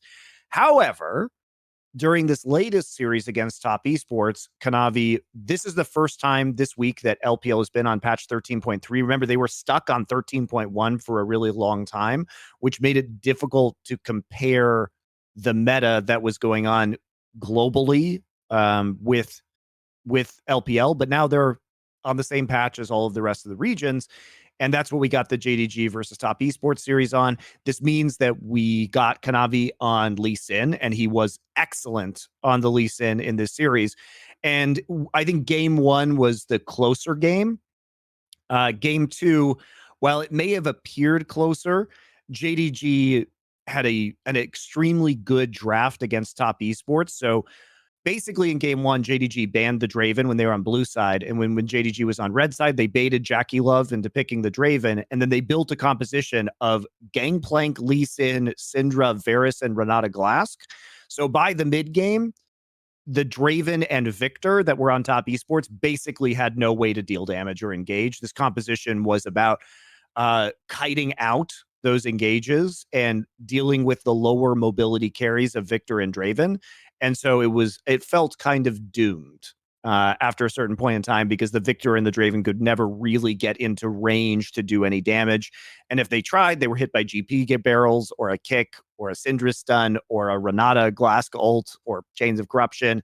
So it ended up, I think JDG had a pretty solid game plan of how to deal with top esports, and they executed it very well in game number 2. So it was a 2-0 for JDG, but top is still one of the very best teams in the world. Also, like, this is the reason why, as a night lover, I low-key hated top esports, even though it was his team, Monty. Because here's the problem. This is how I like to enjoy Jackie Love, from afar and with no personal connection or investment. Because if I just enjoy him from afar, Monty, it's like Hillsang. I can just take the int games. I can take the games like this where you have a bunch of deaths that make no sense, because I'm going to get the odd game where he has an amazing mechanical performance, just carries the whole fight and does the most crazy shit of all time. Like, this guy is just, he's one of the craziest coin flip players I've ever seen. Bearing in mind, he plays ADC as his role. Because the problem is, people only know from international when they've done badly, and they think he's a meme. They don't know how insanely good Jackie Love is as well. But the problem is, this series was an example where he just loses fucking games for you, mate. Just like, he just has deaths that, like, the problem with him is, like, he's the ultimate player where, because he can make those into kills, it must be the hardest player to coach in the world, mate, because I feel like when you have players like that, you can't really tell them. Like, you know, the most extreme example would be that story from like season 4 where TSM was telling Wild Turtle, like, you're not allowed to flash forward. You can't really tell a great player that, guys. Like, you only do that, by the way, which is why TSM did it. When you're actually almost like not even treating the buzz like a human, like there's just a bloody bot doing what you say. Like, if you have a player as good as Jack Liv, you just have to take the games he loses. Because I have to promise you, if you've never seen it, he just has some of the greatest playoff series you'll ever see from an LPL ADC. He has some unbelievable series he's played in, mate. He is a really special player. Yeah, and I think he did struggle in game 1, but in game number 2, JDG just built a trap for him, basically. And so I think that top esports wouldn't like run back the Draven in a potential game. It was a very well-designed draft from JDG where he took the bait. You know, JDG had a plan for when they got onto red side. They were able to construct a composition that baited out the Draven when they left it unbanned after game number 1, made it enticing because they banned it in game number 1 to top. And I do think that as good as top has been, and to your point about Jackie Love, one of the reasons why I really like this roster construction from top esports is because Rookie has such a high floor that he in many ways balances out some of the inconsistent performances from Jackie Love, right? Like, Rookie will always be a threat to win you a game, even when Jackie Love is having a bad game. And I think that's very important to their long-term success. And then we've also seen Qingtian, this top laner. Obviously, I don't think that that top esports thought that they necessarily would be running Qingtian with how well Wayward performed domestically last year, but they had to make that pivot because apparently Wayward has fallen off a cliff for whatever reason. And Qingtian has had you guys have probably seen some of his really insane highlight performances on champions like Darius and Cassante.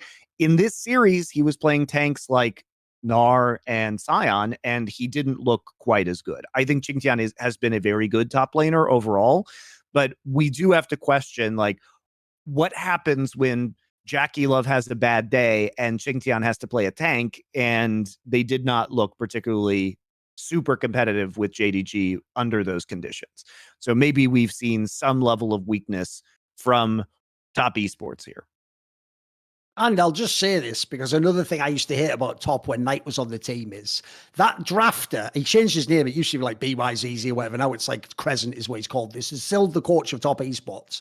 That guy is just one of the weirdest drafters of all time. So, like, for example, even in this series, like, I don't really know. Like, think about how strong mid lane can be right now. Why is Rookie playing like fucking Azir and Victor, mate? It's Rookie. Like, bro, there's like some of the strongest champions in the meta right now. Why are we picking him the strong shit? I think it's just very consistent performances, and Victor absolutely can carry games right now. We saw Scout have a pretty insane Victor game in LNG's match where this past week where they took out Weibo. The scaling is really crazy, and if you get into the right composition where Victor can get in range, it can be good. I think the problem with that is game... he's on top esports, mate. They never get they're just fucking lost in the mid game. They're not scaling for shit.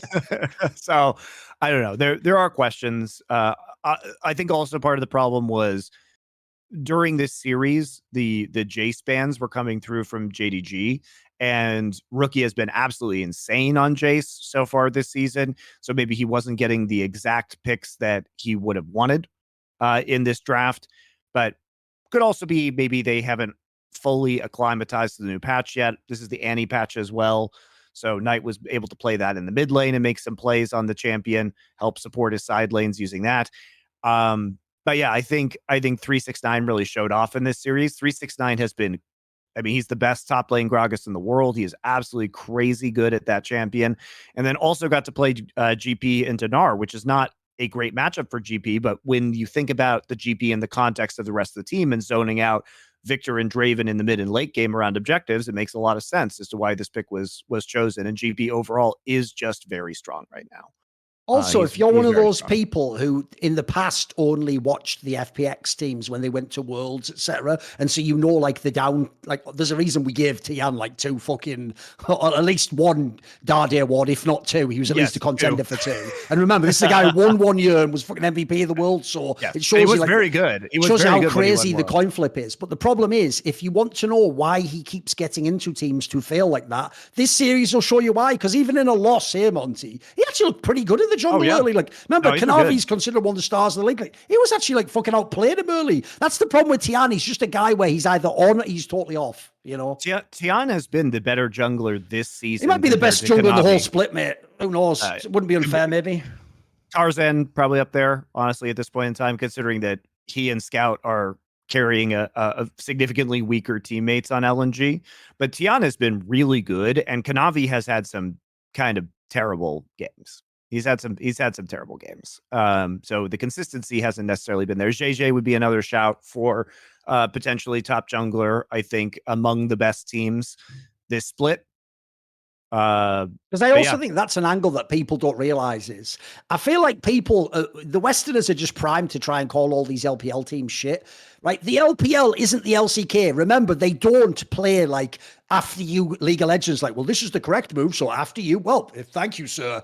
My good sir, since you offer that, then I must take your hand and follow you in the dance. Like, LCK will always look clean because people play the same meta, essentially, and then the better team wins. The LPL is like MMA, where you have people where this guy's like a crazy knockout artist and then this guy's like a monster wrestler, and it's like no one knows who wins, but one probably dominates the other. Whoever wins dominates the other guy and makes him look shit. So I wouldn't take, like, pretty swear, this didn't make me think Tops is shit because they lost this series. Like, this can happen to them just like it happened to JDG, like we were talking about in the other series, Monty. Like, the LPL's just like that. There's always the series where it really is the 1 out of 10 cases it just looks really bad for you that day.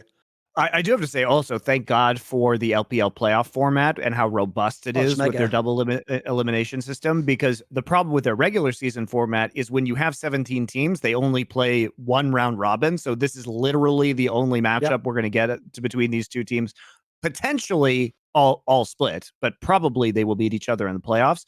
But it would be really shitty if they didn't have a robust playoff format, because we would be robbed of the potential of a lot more of these games. There's still a shot that these teams hit each other twice more potentially in those playoffs, as has happened previously between top LPL teams. You actually do get a lot of data from multiple best of fives within one playoff.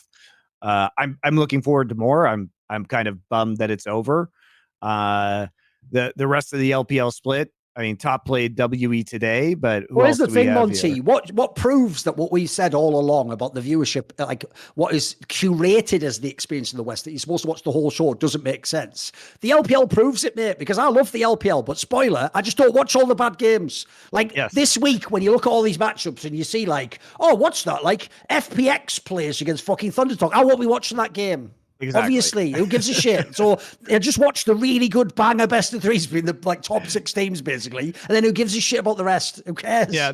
The problem with the format, though, is that Top Esports has basically run through most of the other good teams. Like they've already played Weibo. Now they've played JDG. They've played EDG. So basically, what we've got is the rest of the season they're playing LNG and Billy and OMG. And Billy and OMG are kind of like mid-table teams that Top Esports should easily handle. LNG is capable of the odd upset. It's probably the best team that they have remaining, but we're really not going to see a lot of banger matches left for Top Esports, unfortunately. It's why the other problem the LPL always has is in the spring split, because the other problem is it always starts in January and everyone knows until the bloody Lunar New Year thing's done. Some people don't even play all the proper lineup, or they just sort of chilling, or they don't scrim until the split begins. Like the spring split's always the most scuffed, guys. That's why, as Monty says, basically all you have to hope is this. If you think one of the really good teams is really good, just hope they make top 4. If they make top 4, it's all good. The playoff format take care of it from there. Yeah. And there's enough playoff slots because of how robust the format is that, good teams should be able to reach top 10 and make it into the next phase. But yeah, it is like, I think a problem is that Top Esports schedule is just rather uninspiring for the rest of the time that they're going to be playing at this point. And I guess LNG also, it also gives you a lot of frauds because LNG is currently leading the league at 8-1 until you remember that their remaining schedule is EDG, Top Esports, JDG, IG, and then 3 bad teams, Ultra Prime, LGD, and Anyone's Legend. But they have yet to play most of the very good teams within the league, including what we would consider probably the top 3 in JDG, EDG, and Top Esports. So LNG will certainly be able to prove themselves, but they will almost certainly be slipping down the standings as a result of those matches.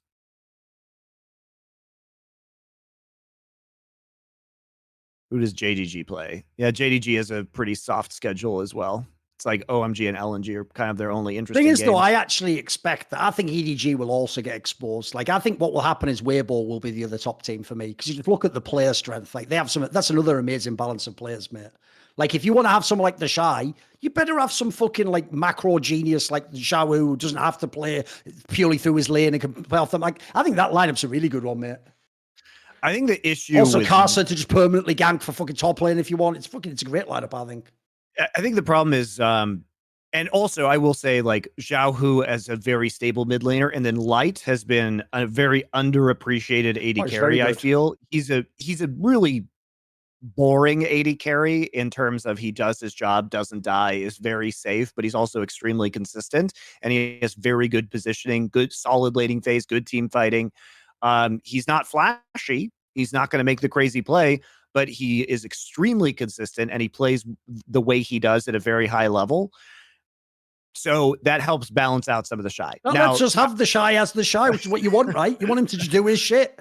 I mean, I would like the Shy to maybe not int lane as hard as he's been inting some of these games. Like it's been pretty bad. Yeah, but here's the problem, Monty. I think the Shy, this is why it's crazy that we're ever in a team together. The Shy and Jackie Love are the only players ever that I say it as a coach, I would find it so hard to tell them you did the wrong thing. Because here's the thing, Monty. For every time the Shy viciously ints the game and chain feeds and loses you a game, he will also then, for no reason, the next game, lock in like Sion, play weak side and smash lane, solo kill, and then like join a team fight the whole game. So it's like, this guy really is the ultimate, like, God giveth, God taketh away player. It's so crazy. It's true. And he also, even when he ints lane, has proven that he can be still just come back really and win the game. Yeah. The joke is, everyone remembers that game that Jayce had at Worlds where he's like 0-7 on Jayce. That's just like a fucking another week in the life of the Shy. He's done that a million times, mate. Where, like you say, he dies a bunch of times, but still like is some monster in the team fight or gets a kill off or can still build in a fight and still do damage. Players like that actually just warp all the rules of the game, Yep. Like, it reminds me of, if people don't know, when you watch that Last Dance documentary and you see how, like, all the stories about how Phil Jackson dealt with Dennis Rodman, the reason why that's actually fucked up, if you don't know, is the whole premise normally in teams goes, everyone, even the stars, has to follow all these rules. But what they essentially were saying in that documentary was, except this one guy, though, because he's actually so unique or uniquely good in this way that we can't replace him. So unfortunately, he just does get to break the rules. Which, if you're anyone else, is like, what the hell? Disappear to Vegas for a week without telling anybody and miss That's games and get super wasted. And it's just like, you gotta take it, right? You gotta take it. Worked out for them in the end. It's a bold call. We could talk about, are we done with LPL? Any other points on LPL? I would just say the one thing about the LPL that I maybe have thought was a bit down this year, because if you look at what happened to obviously they lost Dagda and some of the other names out there. I just feel like the only thing that annoys me is I'm still waiting for when we're ever going to have like a god tier fucking LPL English broadcast. Is it ever going to happen, you think? Well, they've gone pretty low budget, it seems. I've talked about this on my Bangers Only stream, but there's like a lot of sound issues and inconsistencies because I'm the doing remotely and shit. Like, oh, it's terrible. Everybody remotely, but Thorin, that's not even the big issue. People figured out how to do remote broadcasts during the pandemic when everybody had to do it. Most of the tournament organizers or developers would actually send kits of cameras, like nice Blackmagic cameras and microphones and audio interfaces to all of their casters so that there was a uniform product across all of the casters, so that it became really much easier to, make consistent sound and video quality. The LPL is just using whatever equipment the casters have, and casters normally have nice equipment. It's not that. It's that it can be difficult to make all of that equipment sound good or work well, play nicely together. Whereas if you can tell people exact settings to use on specific pieces of equipment, that everyone has the same microphone and everybody has the same audio interface, then it becomes much easier to create a higher quality broadcast experience. I mean, frankly, I think it's better. Here's a hot take. I think it's better to have the LPL as remote cast in Europe, because I don't think a lot of the people who are on this broadcast necessarily want to live full time in China. That's very difficult. I wouldn't want to do that. If you told me, Monty, you can cast the LPL, but you can live in London instead of Shanghai, I would take that in a fucking heartbeat. Not with the money that they're paying. Obviously, you'd live better in Shanghai because, the rates aren't great for LPL. They're cheaping out a little bit. But I do think in terms of quality of life, it's better. And I don't think it really, for me at least, it doesn't affect the product that much. I like a lot of the casters that they have. I just wish that the sound quality was a little bit better. And I think there are things that they could do to up the quality, make it a more professional product. You could send them standing desks, for example, so that everybody's standing. And a lot of tournament organizers sent backdrops to put behind you with sponsor logos or the name of the league on it. Like, we know how to do this. They sent lighting over to make people look uniform. In fact, some of the leagues, by the way, around the world sent casters makeup kits just so that they could at least put some powder to decrease shine on their faces and do basic makeup. And they had makeup people do like digital Zoom tutorials on how to do this to work with the talent to get it done themselves. These are all things that you can do and that we learned how to do as part of the pandemic. So I would like LPL to do these things at the very least, but I don't think they have to be there in person in China. I mean, what I meant largely by the broadcast is, like, I want a broadcast that actually is the best people in the world to cast that region. The problem the LPL has is, even without asking these particular casters, I could already tell you from the outside as an industry veteran, like, you have this guy's the veteran and gets like the top rate. This is like the new guy they're trying because he costs fuck all at half price. This guy comes from an ERL and just wants the gig. This guy just actually really likes Chinese culture and sort of in the middle, he just wants to do the LPL. But you never have the one where it's like, these are the 5 best people to do the region. Like, one thing I miss, for example, is I used to actually really enjoy the years where Clement was super fucking involved and was like he actually became basically like the custodian of the history of the region, and all. Him and Raz basically for years were pushing that one. They're obviously not involved to the same degree. I actually did think, as a random shout out though, the woman called, her alias is Kitty, who I only saw like recently this split. She's actually really good, mate. She's like an analyst that people don't know. Like, they can't, it's where because they do remote one, they cast and analyze the game basically. It's the same as LEC. But like, I thought she was pretty good actually. She definitely was up on all the stuff. Yeah, for sure. I don't know who she is beyond that, but she was doing a good job. I mean, LPL has done, I think, has a long and very good history of sourcing talent. The problem is they haven't been able to retain it because these people just go to worse regions, unfortunately, because the pay isn't there. And at the end of the day, that's Tencent's fault. Like Tencent in China, Riot China runs the LPL broadcast, and they just don't want to put the money in order to make that an attractive destination. They don't care about the English broadcast. They don't.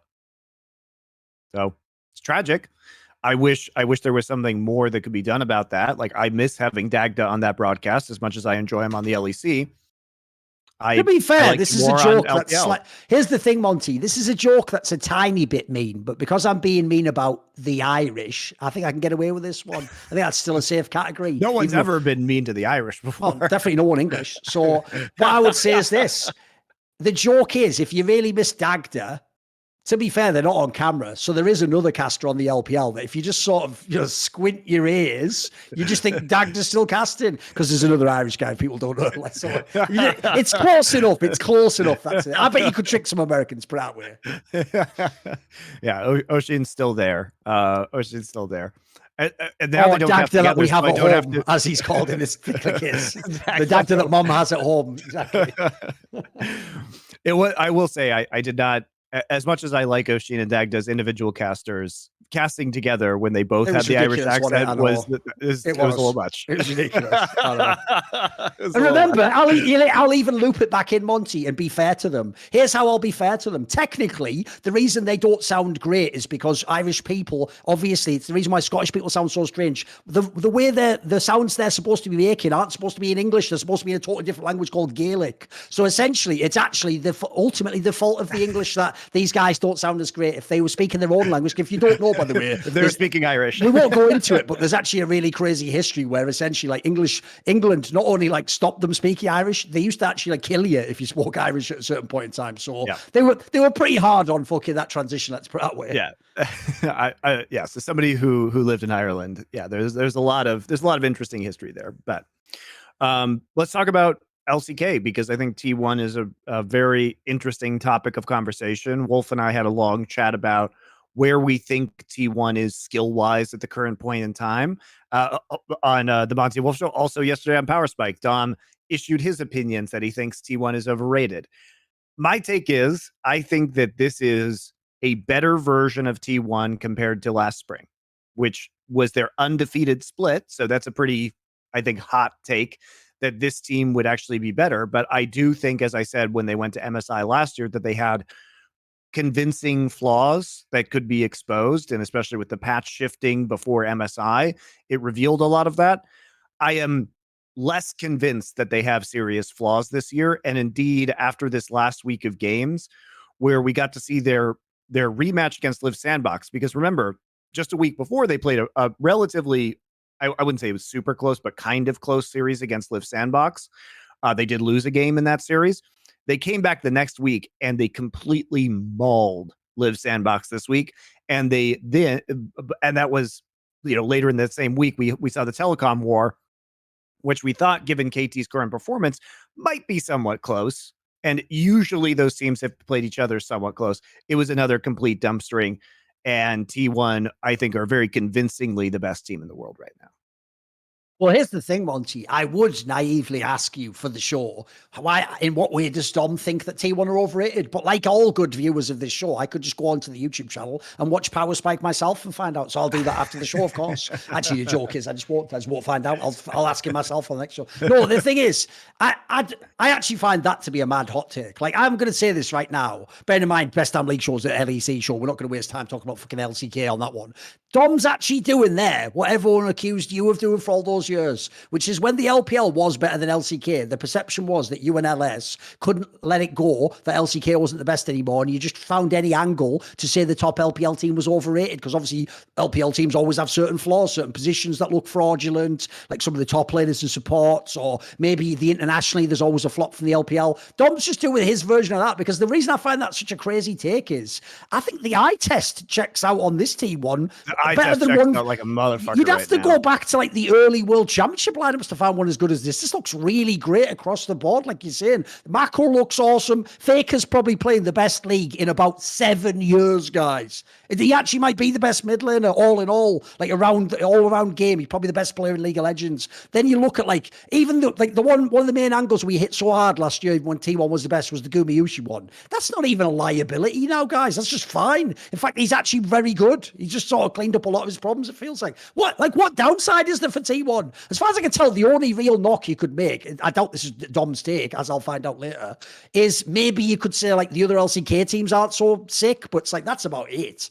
And even then, they're certainly not bad. Like, if anything, like KT Rolster's way better than you thought they were going to be. Yeah, Dplus isn't quite as good, but like fucking GenG's better than we thought they would be. Yeah, like I don't even think that knock works that well, mate. I don't really get it. Live Sandbox is also better. And honestly, Hanwha Life is the only team that's beaten T1, so they're pretty legit at some level. I don't think T1 was trying very hard in that series, it must be said. So it was they themselves said they weren't super prepared for Hanwha, and also Hanwha has improved significantly over the course of this split, and we're going to pretty soon find out once they start hitting some stronger opponents how legit they are right now. Viper looks like the best AD carry in Korea right now. He's been playing amazingly, and they do seem to be settling on a style that works for them. We can talk about them in a little bit, but in T1's case, I think to Dom's points, there is legitimacy that GenG arguably, GenG certainly could. We're not gonna say should. GenG could have won the series against T1. That was on the table. It was a really closely contested series. They were obviously heading game number 3, but GenG also probably should have lost game 1 before T1 engineered that comeback. But ever since that series, it was really the last week of play that I think put T1 kind of on another level. After that GenG series was done, they came into this next week of competition. They have a patch now where Owner can play Lee Sin. Owner is now 40-5 all time on Lee Sin. So he has an almost 90% win rate, and that includes international competition. He is absolutely phenomenal. And it's just the eye test on plays this team can make. You watch that Live Sandbox series and you look at some of these engages that they have with the Lee Sin and the picks that they're able to get, and you just ask yourself, what other team in the world is going to make these plays? And they have a level of cohesion and trust from sticking together from last year and refining this pick and skirmish-based style that they have, where when one player goes in, there isn't even hesitation. They just all go in and make the play. They know their limits so well, and they follow each other so flawlessly. And then on top of that, they have all insane mechanics individually. They can outhands basically anybody. And they're leading the meta through breaking the game in the bot side and having Keria innovate worldwide and probably be the MVP of this entire split with these hail of blades and lethality 80 carries at the support position.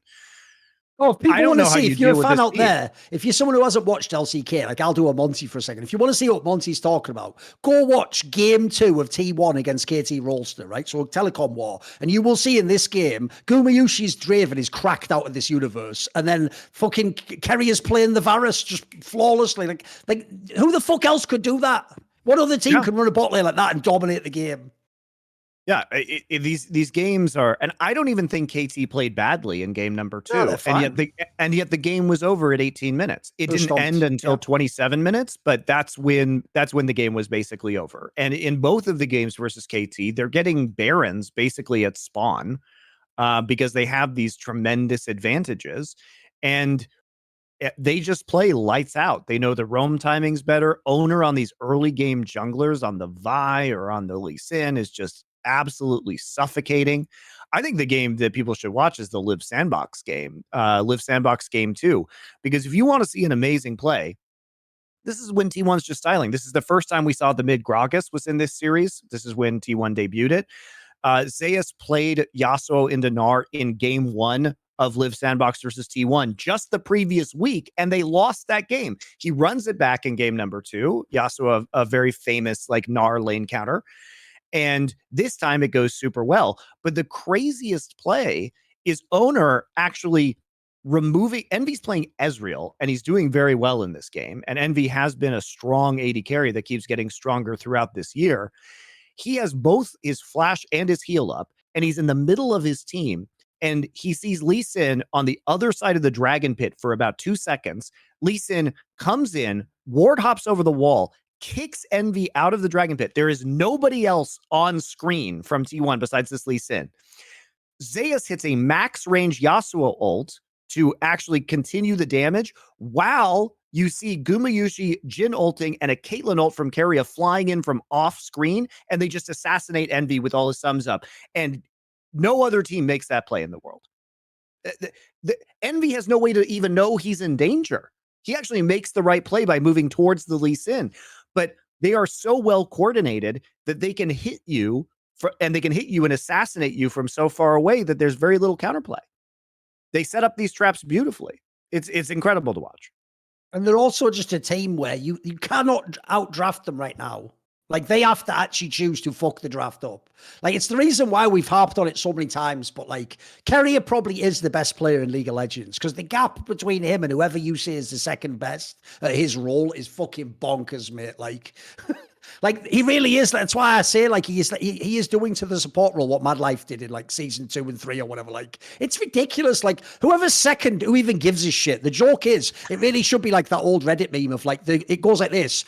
Keria's number 1, Keria's number 2, Keria's number 3, space, space, space, space, space. Whoever you want can be number 4. It doesn't matter. Yes. It doesn't matter. Because he's just, like, already T1's amazing. But when you have him, it's like the ultimate draft OP. It's like if this was like a fucking Magic the Gathering game, he's the card that would have to be banned. Like, you just cannot be allowed in regular play, can it? Like, it just warps the whole draft. Like, what can you possibly do against this guy? Because half the time when I'm watching draft, I'm just waiting, like, there is no answer here. Like, what should they do? Like, if you ban that, they give this. Like, I don't know how you beat this team. It's like I said, they have to beat themselves. And Jayce this past week too, he got to experience Birdall's top Azir again. He completely smashed it, getting solo kills using Gnar.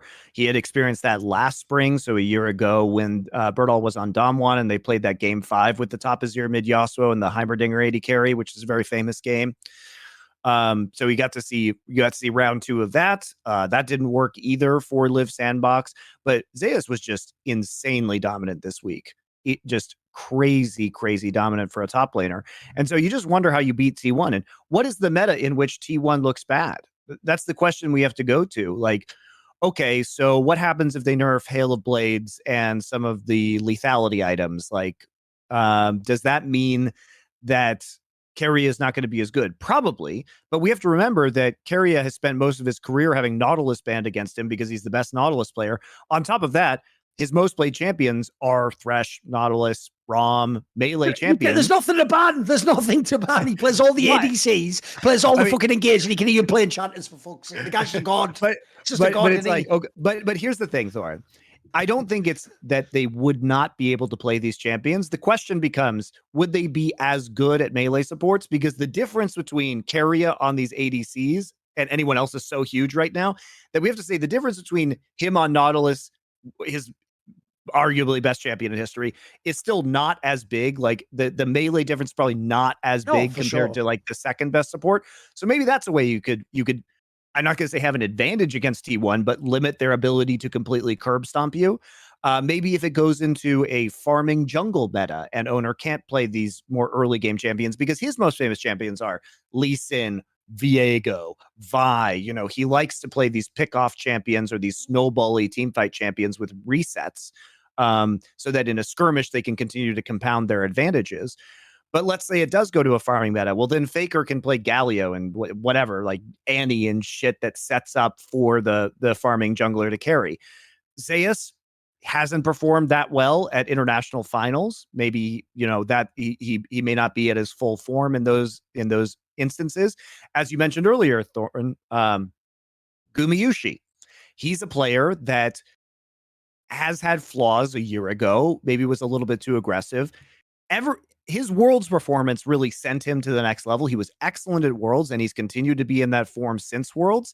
If we have to take a knock against him, maybe he's not the best Zeri player in the universe, but he doesn't have to be because this team isn't set up to play Zeri. That's not who they are. They are not a 5 versus 5 late game team fighting team. They are a skirmish and pick team, and they can play these compositions so well that they can play them very effectively in the late game, and they basically never have to play 5 versus 5 front to back team fighting. And spoiler, guys, they haven't been playing that for a year. Okay, like that's not the meta they've been in.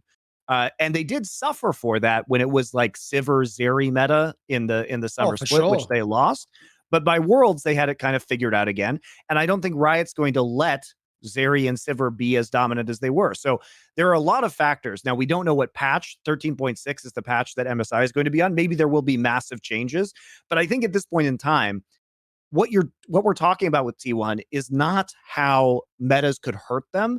It's more how maybe the difference between some of their players in those metas and the next best players is not so great that it could lead to a higher chance of an upset, because they look extremely complete as a team right now. By the way, as an aside, you know, when we did that question a few episodes ago, like it might even be in the last one, where it was like, what would be like the prototypical champion for each role? And we were doing like, you know, Nar for top lane and Orianna for mid lane, right? On that tip, I actually do think that even though people just like the champion for some reason, I think Zeri is one of the most uninspired ADC designs ever. I think it's actually bad. Like, it's one of the only champions where when I see people carry the game, I'm like, it's actually really hard to tell if you're really good or not. Like, here, think about the old school version used to be obviously like Vayne, if people remember. Dude, you know instantly if that Vayne player's cracked, if he's fucking dodging, he's using the rumble. The Zeri guy just looks like he just moves forwards and shoots. It looks so fucking bad. The Q spam is so annoying. Looks so bad, doesn't it? Shooter to go, blah, blah, blah, blah. Yeah, it looks terrible. It does look terrible. It's not a good The problem look, is Zeri doesn't feel like when you watch Zeri that it has any power behind it, because the Q animation looks so wimpy. It does look like a pea shooter, like you say. Like he's bang, like little flag comes out, bang, like in a fucking Bugs Bunny cartoon or something. But the joke is, in the game, I've always, you know, this has always been my main pet peeve about League, is that it doesn't intuitively show graphically what you're doing to someone. So, for example, like here's an obvious example. Like, dude, a Malzahar ult looks like it should be the most powerful thing in the whole game. It's like, it's like you're on some like Sith shit, just like powering him down, like you. Meanwhile, it's just doing one guy, just get him stuck still, like saying that sick. But as you say, you do like a fucking Zeri, like you're like, is that even hurting him? Wait, it's tearing him up. Look at the fucking health bars. Like, yeah, it's just I agree. It doesn't have the same oomph, does it? No, I think the visual design is somewhat lacking with Zeri, but also the game design. It's just not as impressive, because at least with Vayne, there are very specific windows while she's tumbling or in her ultimate where you know that a player is good, because they have a limited window to like make the play. But with Zeri, when she gets her speed boost, she's just like always fast. Yep. So it makes it, I mean, yeah, it can be impressive mechanically to dodge things, but it demonstrates less skill. I'll put it that way. I mean, by the way, this isn't like an ADC hit fucking thread that we're on here. Like, I also thought the era when, I mean, it's a point that Loco made years ago, but I think it's one of his best points. The era when the Akalis of the world were permanently in the meta, that's also not so sick to watch in a team fight, when you just know that all the fucking cooldowns are just coming up and he's just cycling them. Like, if you think of some of the old school team fights, that's like a proper 5v5 back to back. You know when that person's used his ults and his main abilities, and you can just see like, oh, that was perfect usage. Like, they held this. Like, on this one, it's just like fucking a rhythm game, isn't it? You're just fucking going between the cooldowns as they come off and just spiraling in. Meanwhile, some guy in the middle who's like a fucking like Jayce is like, well, I can't do anything against this motherfucker. Like, I just sit here and shoot the other people. It's just League for you. Old man ranting about League. There you go. We're here already. They said that's what we started as, but that's what we always were, Monty, the whole time. Yeah, the old men were inside us. Now they're outside us as well. Yes, exactly. Also, you know what's fucked up? And we never had to think about this before, because we really did just do this show because it was interesting, and obviously at times it was on hiatus. Dude, bearing in mind we're going to hit 10 years, we actually have to consider there might be a world where somehow League's still going. Will some of the Insight actually be going for 20 years? Like, it's going to look so mad when you see us at the beginning versus us now. It's going to, like, contrast going to be nuts. What has esports done to us, Thorin? Exactly. This is what 20 years of Twitter does to you. Yes. I just don't even use Twitter anymore. I'm so over it. Honestly, anymore, you know, as an aside, Thorin, the best thing that Elon Musk did for me for Twitter was that he removed API access to third-party apps, because I hate the Twitter app. I hate using it. And so I use Tweetbot on my phone, which just displays everything nicely in terms of timeline. And yes, I know the Twitter app can do that as well, but no advertisements, like much more compact views. So it's focused more on the text rather than all the multimedia bullshit. And ever since he disabled API access to the third-party apps, I just look at Twitter a lot less. And guess who's happier as a result? Me. It's actually decreased my time on Twitter pretty significantly, which they wanted me to use the main app. I just chose not to use Twitter instead. There you go, Elon Musk. Good job. Any other of the LCK teams you want to discuss? KT maybe, considering that they were pretty hyped up.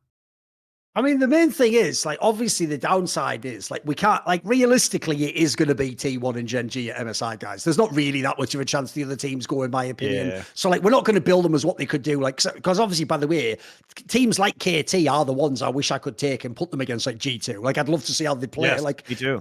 That's a team that might be able to beat them, guys. I know you don't want to hear that. And you think I'm doing an LS, like, Rogue would beat TSM from you. I'm not. Like, for real, they might actually be able to beat a team like that. Like, some of these players are pretty powerful.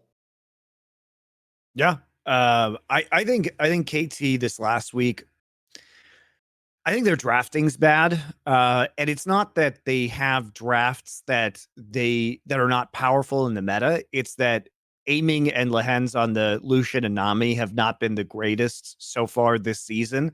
And it really hasn't been aiming's identity, where he's been much stronger when it comes to having the Zeri, for example, or other picks in the bot lane. And it really felt that in their 2 games that they played against Dplus, it felt like they were trying to become Dplus in a lot of ways, as opposed to playing their own style. And we saw the same thing where in game 2 against T1, they were picking the Lucian, Nami, and mid Gragas, which is, look, T1 knows how to play that composition. They are the best in the world at playing those compositions. They know what you're trying to do. They will beat you when you use that composition against them. Like, I don't even know what the logic is. Like, that's what I've always loved, though. It's like, no one can figure out how to do anything against this. Let's use it against the people who invented it. Like, well, if anyone's going to know, it'd be them. Because as you say, Monty, like, logically, it'd be great to take that comp and use it against someone else, but use it against the one who invented it. Like, what do you think? It's not even that, Thorin.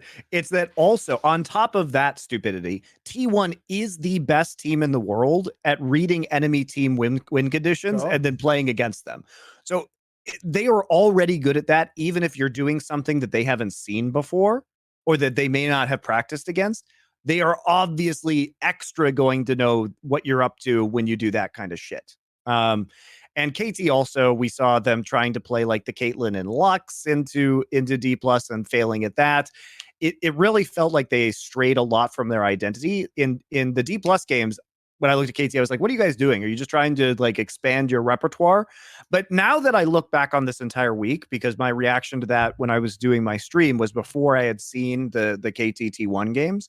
And what I realized was that the Karma first pick from Dplus Kia, when Dplus was on blue side in game 2, was actually very prescient because it strips out a lot of the power that KT has. And I was really surprised in the Dplus series not to see Keen on tanks instead of Jax, even though Jax was up for game number 2 of that series and it's been by far Keen's best champion this split. They wanted to go with the Scion instead into Showmaker's Jayce. And so it felt like they were playing a counter style to their opponents or trying to take away picks from their opponents rather than just activating the things that they had been good at. And by the time we got to the T1 series and I see the Jax ban, the Karma ban, the Jax ban, the Karma ban, the Sejuani ban, I realized that KT had been really leaning on all 3 of these picks. Like they lean on the Karma so that they have lane pressure to scale aiming on some of these champions in the late game. Sejuani has been Cuz's best champion by a long shot, and Keen has been carrying in the top side on the Jax when they play through top. So they play through the Jax top while the Karma just basically makes the bot lane scaling a more safe proposition. And the Sejuani can set them up for picks in late game team fights. And when T1 took all of these things away from them and Dplus literally just first picked Karma on blue side, I was like, oh, these teams actually have a very good read on KT. And so now KT is going to have to demonstrate something else. I think they can, but their current win streak was read well by T1 and Dplus this week, and they are probably not as well rounded as we thought they were. All I'm going to say is this, just because since obviously people must be like hating on T1 and T1 fans, mate, Damwon fans are just as bad. Like, y'all are so fucking addicted to copium. You're the ones overrating D plus by having to spin up a win over KT as some like fucking world defining win. Like, they're back. D plus isn't back till they actually beat T1 or GenG. Put that in your pipe and smoke it. Like, no one gives a fuck. Look at the rest of the calendar. They just play the bombs from now on out, and then they go to the playoffs and probably lose to T1 or GenG. Like, I just need to see more from them. Because I agree with you. I thought KT fucked half of this fucking series up, mate. Like, it's not like I think KT's one of the best teams in the world. They're just a good team in LCK. The problem is D plus, like, I know the record says they've turned it all around, but they also have some amazing players. Like, we're supposed to just lose to every fucking team in the league or something. Like, they were supposed to win these games. What are we talking about? Why are people bigging them up? Well, I think with D plus, at least their performance in this past week, after Showmaker was saying that he wasn't very motivated. I mean, Showmaker, I think, only died like 3 times across all their games this entire week. And him dying at inopportune moments has been an unfortunate feature of D plus's play. But he looked much more in form this week, much more comfortable. I thought the drafts went really well. Again, I think part of D plus's victory against KT was KT just like giving Kana Renekton, which covers a lot of D plus's flaws because that's been far and away his best champion this split.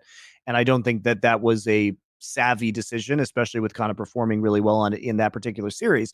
But there's also truth to the fact that Canyon is more unleashed now that he can play the Lee Sin. He can play the Nidalee. Like, the Nidalee is a viable pick right now. It's still difficult to play, but if there's one player / team that knows how to do that, it's going to be D plus, right?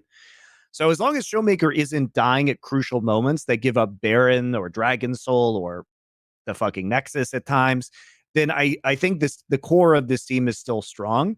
And they had a good bounce back week that we would have hoped, even if KT, I felt, gimped themselves in the draft.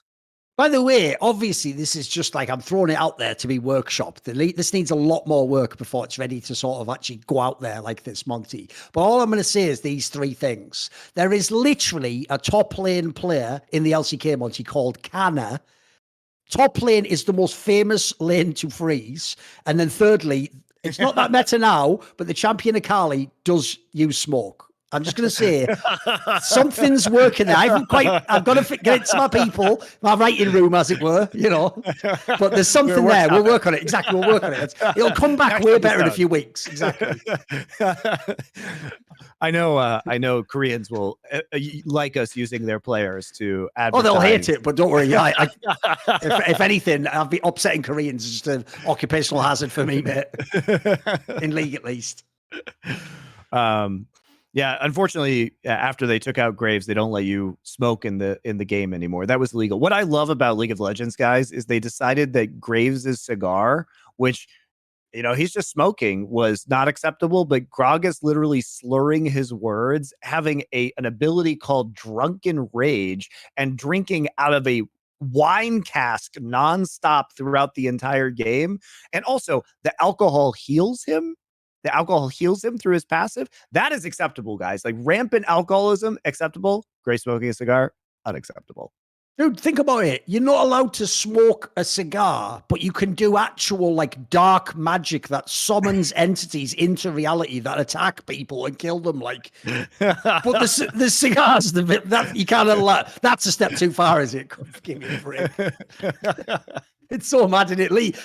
We've always said this. The law around League makes no sense. It's all just nonsense, isn't it? It's absolute nonsense. So yeah, I think D plus had a solid week, but obviously I'm not still sold on them. It feels like the meta may be going into their favor. D plus versus Hanwha Life is probably sneakily kind of a banger in this next week with Hanwha improving. We touched on Hanwha earlier, but Hanwha has just gone back to the basics, man, and it's working for them. Are they the most thrilling team to watch? No, but it's basically like King and play tank, scale into late game, front to back team fight, with Zeka popping in on a flank with Akali and Silas.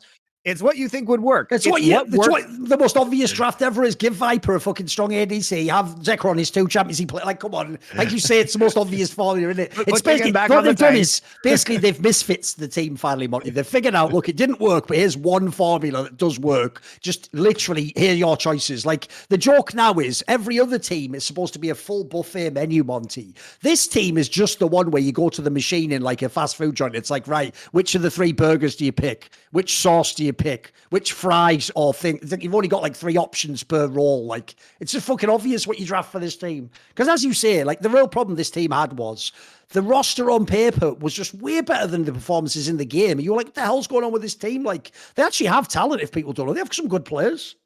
Yeah, they do. And for those of you who only witnessed Kingan's World's Finals MVP performance, Kingan has now officially gotten over the delusion that he is a carry player and instead can accept the fact that he is a weak side tank player, and he's actually really good at it. That's what you want Kingan to be. He's great at that. He's doing that now, and Viper is playing super well. Viper is the most efficient ADC within the league right now. He had a rough time. Wolf was saying on our show that he apparently was having, this is going to sound super weird, but he's been so used to calming in Chinese that he was having problems calming in Korean. I don't know if that's true. That sounds like bullshit to me, but who knows?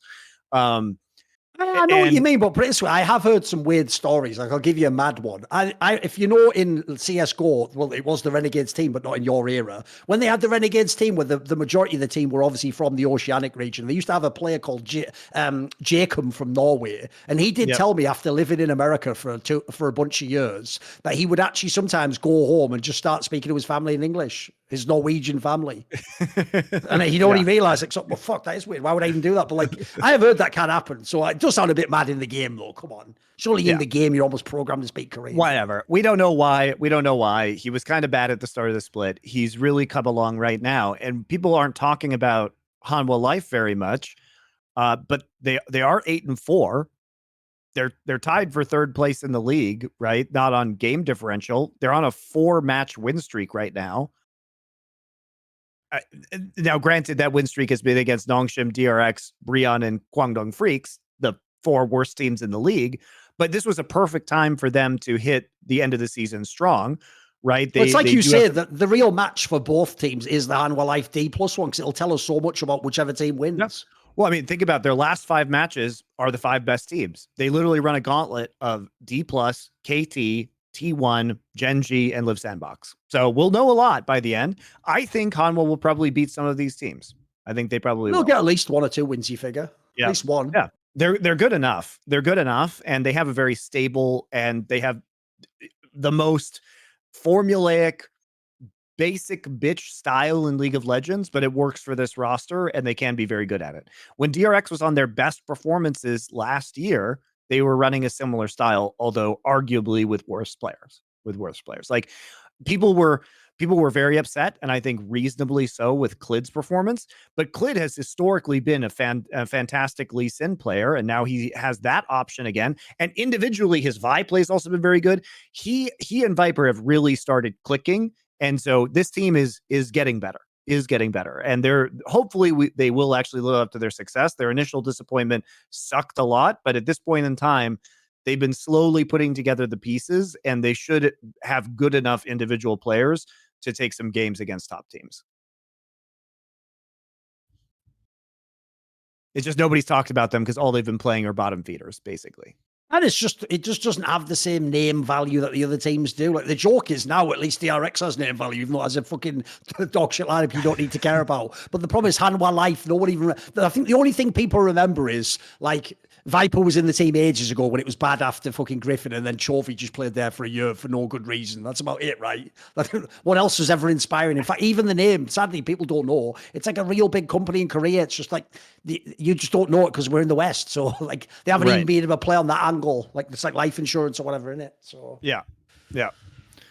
And they have put a lot of money into this roster. Yeah, I've heard they've had money for years, mate. These players didn't come cheap. That is for fucking sure. Is that they bought high on players like King and Inzeka. They got Viper out of China. this is a roster that really wants to spend money and have success, and you want to see them have success if they're doing that, so they continue to put money into the scene. And it was really shitty that they were doing badly, but they've turned their fortunes around and look like they could make, somewhat of a playoff run. Indeed. I think that wraps up LCK. You want to do some viewer questions? Yes. Now, obviously, we don't use the grog coin approach anymore. Now, what we do, it's quite simple. You go to the Last Free Nation Discord and you basically pay for a Discord subscription, because it's just we get a better cut from Discord themselves. And that is what will enable you access the channels to ask the questions for this show. And Monty, you'll read some of the questions out now. Let's do it. Okay. Pull up the channel. And by the way, guys, this is, if you have free Jeff Bezos money on Twitch that you like to give us, that's perfectly awesome. If you want to spend real money, we get a better cut off of Discord, and you get to ask questions. So probably a little bit better for you too. Let's see here. Starting up. What's your favorite quote, soliloquy, sonnet from Shakespeare? And can you recite it live from memory? Oh man. I think I'm going to have to be kind of, Ooh. Which ones do I pick?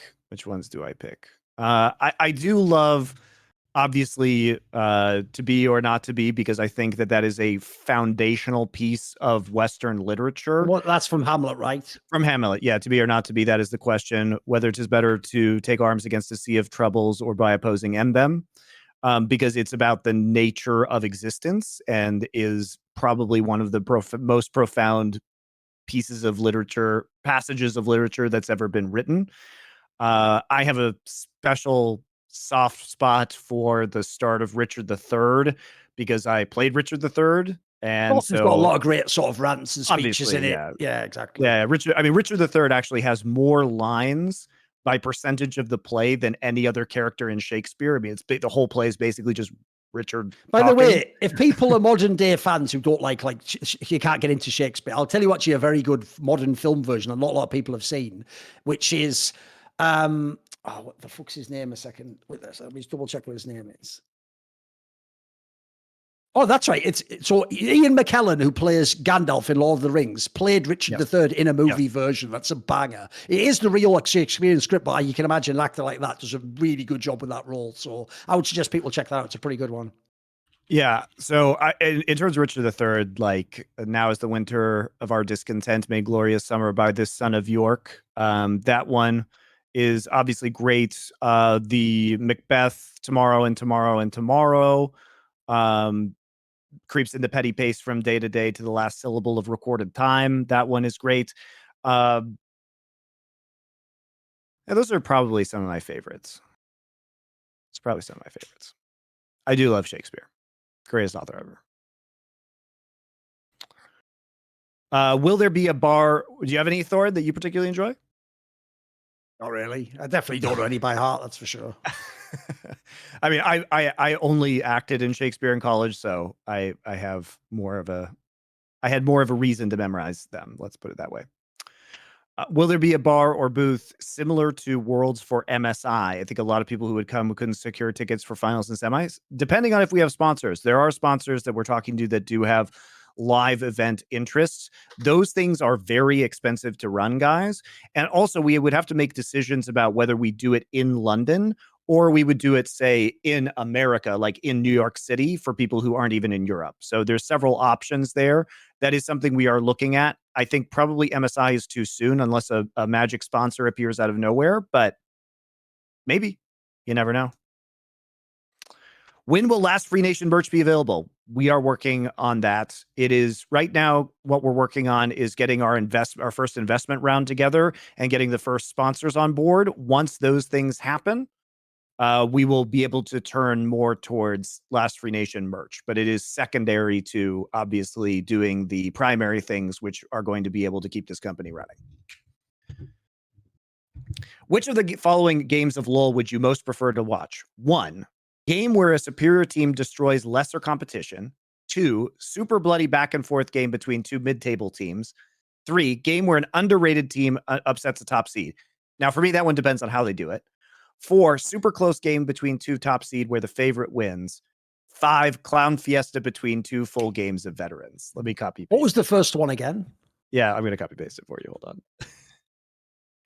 So for me, while Thorin thinks about it, I would say number 4, super close game between 2 top seeds where the favorite wins. Because I assume the favorite is the one that I pick as the favorite. So it validates my own intelligence while also being a very good game. That's my bias. The problem with this list is that's obviously not the complete list of what's possible. Like, for example, I would just say number 4, but just remove the favorite wins part. I just like really good games between the top teams. I think that's usually the best. But I don't have to have the favorite win. That part's inconsequential to me. And obviously, the part where I think we would probably disagree with most people is most fans, for some reason, unless they're a fan of the team, would just dismiss option 1, which is game where a superior team. I love option 1. It's one of the best. It's actually what made esports, if you don't know, popular. The old school shit in esports wasn't to watch the top pros play the match. It was to watch them play the equivalent of solo queue and stomp noobs. That's the best, because then the idea is every top pro is like John Wick, just killing like 1 billion people who can't even touch him, and he's just fucking doing everything. That's always been super compelling to me, you know. I even think on some fucked up level, it's part of the reason why, like in the modern NBA, what I don't like about the game, that's just people jacking threes. I think that's why people like it, because they just feel like, oh, look, he's just flexing on him. Like in games though, in esports games, I think it works really well though. Yeah, and also, I mean, just watch T1's games from this last week. Those games were insanely pleasurable to watch while they just destroyed lesser competition. It was very satisfying, in my opinion.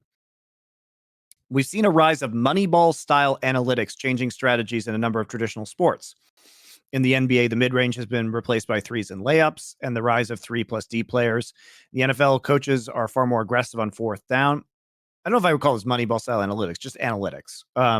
And this year's Eagle span QB sneaks on early downs and almost regardless of field position. True.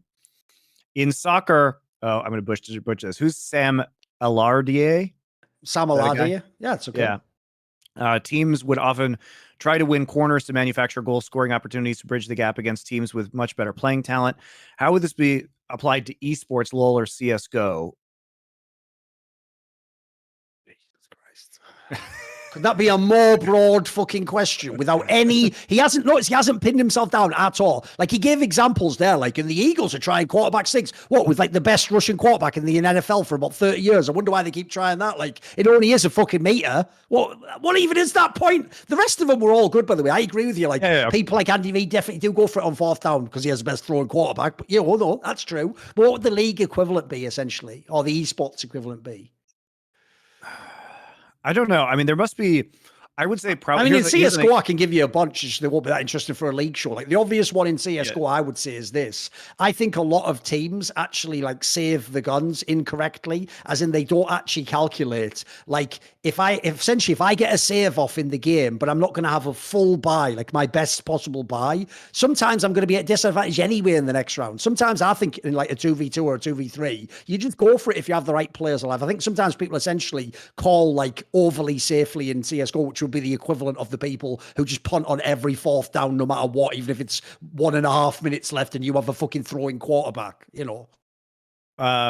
So I think the thing about the NFL and like going for it on 4th is that there are static game states in Counter-Strike in the NFL, in that there's time between plays or between rounds, like you're saying, Thorin, where you can actually just do hard analytics and say, this is the game state based on numbers, right? We have a certain X percentage chance of going for it. On a 4th down, you can design a play that will, during the break, that will actually maximize your chances. Because League is fully a real-time game, it makes it more difficult to do those kind of analytics because the analytics are always in flux, if that makes sense. I think the best thing you could probably do in League of Legends, not the best, one thing that you could do that comes off the top of my head is that with certain team compositions, it would be nice, given like average items, to know how fast you could do Baron, for example. Where because you know how long it takes if somebody's recalling to get from base or from a certain part of the map over to the Baron pit. So if you had a very firm idea of, an Azir and a Philios with these items and a tank top laner, if you 3-man Baron can do it in X number of seconds based off of 2 or 3 item builds, that would probably be very good knowledge for knowing whether you need to turn or whether you need to finish Baron, how aggressive you can be in terms of taking it while they may be mispositioned on the map or without teleport. So these are things that I think could probably be valuable to League of Legends. Which esports/sports have the best balance between individual and team play? I mean, probably CS, probably the best one. Feels like you could win based off of strong individual play or strong team play, and that teams have an interesting balance between those two factors. Yeah. For me, it's like a spectrum. It's just where you are on which side of it. Because the good thing, like you're implying there, is if you haven't end up with all the talent, usually you're not the most like tactically brilliant team. So usually CS sort of evens out in that way. In terms of the other ones, I don't know, because the problem is I've always thought League is actually one of the games where like raw individual powers, like the lowest of all the big games I've ever followed. It used to be more, right? Like they actually just straight changed the game over time, especially when Faker started to become dominant. So Faker couldn't carry the game as hard. They just made every role able to carry, didn't they? That's the other problem. Yeah. Like now the joke is, I mean, there's another example. So in that game that I was referring to earlier where Carrier plays Varus, spoiler, he does like more damage than like everyone except one guy on KT Rolster. He's the fucking support player. Like, like that wasn't possible back in the day. Like when Faker was running around with fucking Deathfire Grasp on LeBlanc, you just got the fuck out of his screen if you were a support. You weren't killing him. I know. You weren't going to kill him. Like you get the fuck out of the way. Exactly. So they did do things that I think limited. I agree. Like that Deathfire Grasp Barrel was too much. It was too much because it also wasn't very skill expressive. Was the problem? It's like once you got ahead, it took like 3 buttons to kill somebody. But they did change the game quite a bit. They did change the game quite a bit. Due to the LEC format changes, will we see a tangible improvement on the performance, not necessarily placing of LEC teams at Worlds this year? You would think so. I mean, I would think that more experience in best of 3s and best of 5s and a kind of a higher pressure scenario, not just being, oh, it's just another fucking week of best of 1s, will produce better teams. And certainly, like, I think a big strength of the Chinese and Korean teams was that they had a lot more experience in best of series and how to adapt and not tilt after one game, et cetera, et cetera. So I would think it would be very good for them. Also, look at what happened in the first ever one of these LEC splits that we ran.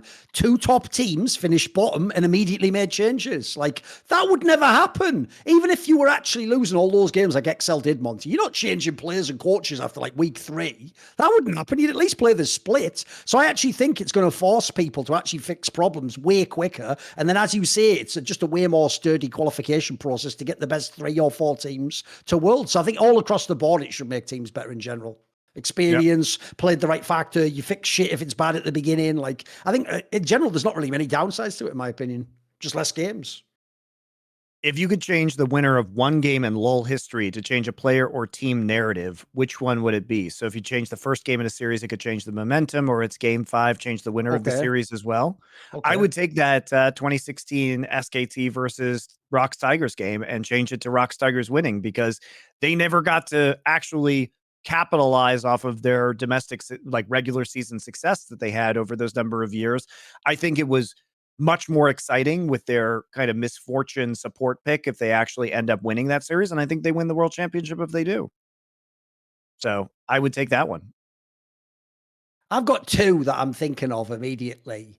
And the problem is, though, they actually do the same thing regionally, so it's going to make people upset, but I just think it would be better narratives.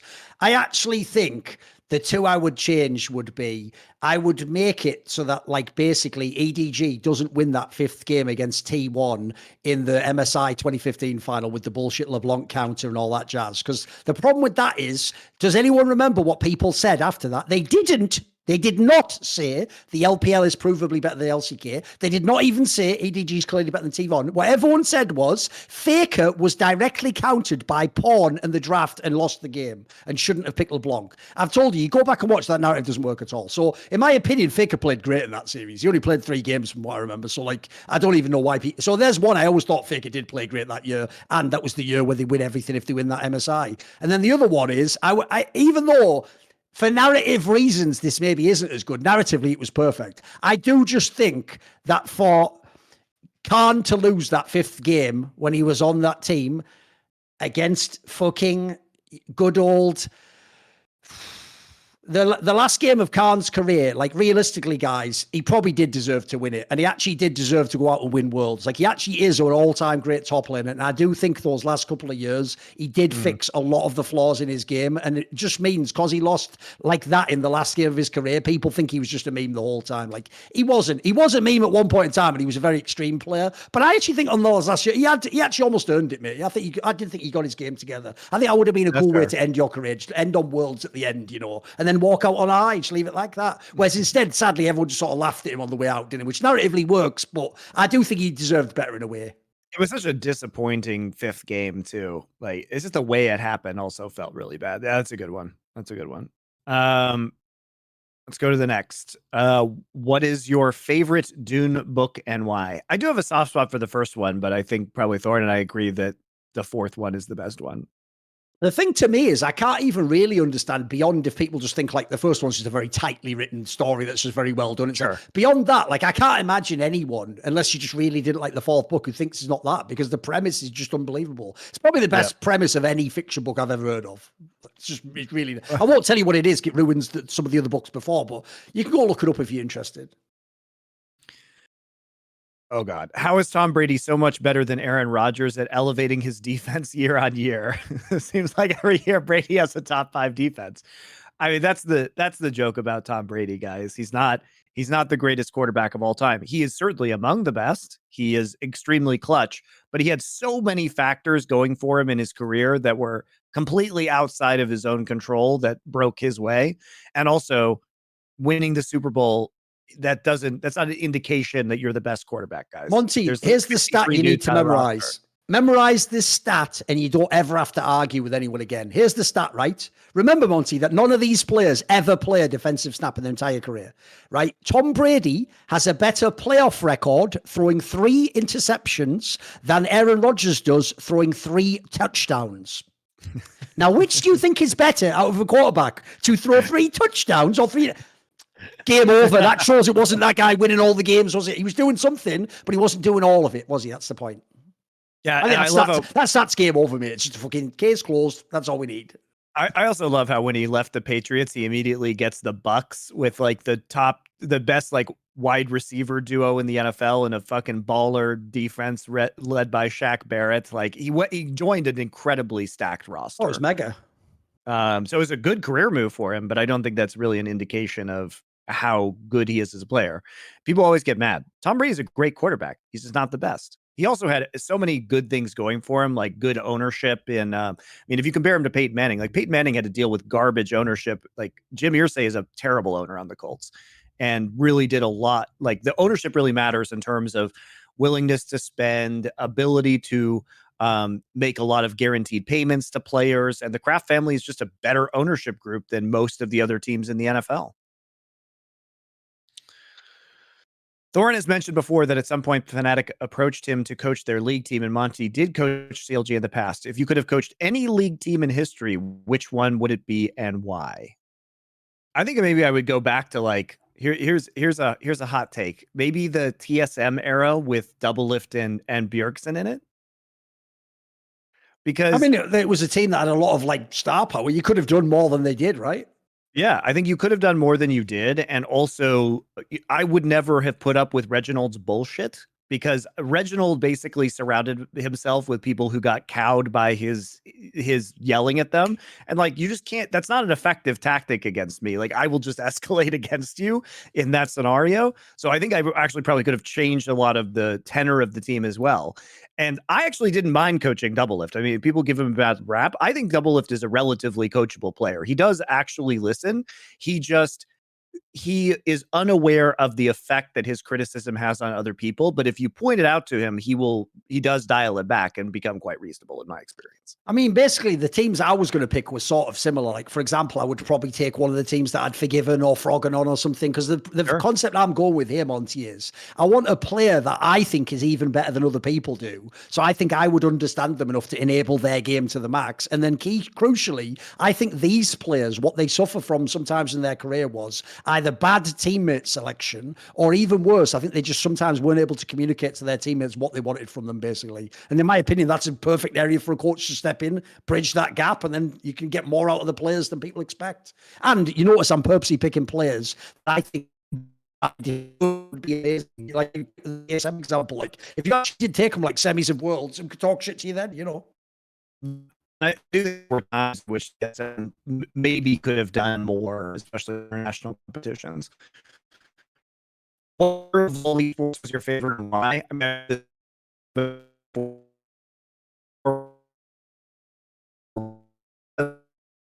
talent was incredible.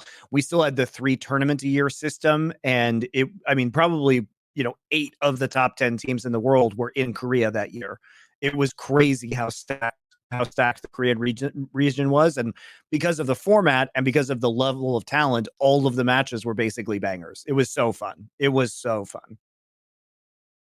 I think I might actually pick maybe season 9, because I thought season 9 was one that just had an incredible amount of really good teams. Like, think about it, you had the G2 team from Europe, obviously, and the Fnatic team wasn't bad. They could mix it up. They just weren't going to win the tournament. Then in LPL, you had obviously all those super sick teams, IG, FPX, Top was rising up, etc. And then people forget in Korea, yes, sure, the Koreans didn't win the tournaments, but like, you didn't just have those few teams. Remember, you had T1, Damwon, Griffin, GenG, like, there was a lot of really good teams in season 9. And crucially, season 9, season 8 was when the meta opened up and suddenly China and Korea could both go for the titles. So I thought it was just a very exciting time period with a lot of top teams. Notice they're all super stylized teams as well. I think there's because the key for me is, even though it was the first year of like moving into the Dragon meta, you could still play somewhat like more open League of Legends. It wasn't as defined as it was the years after, I don't think. Yeah, that's fair.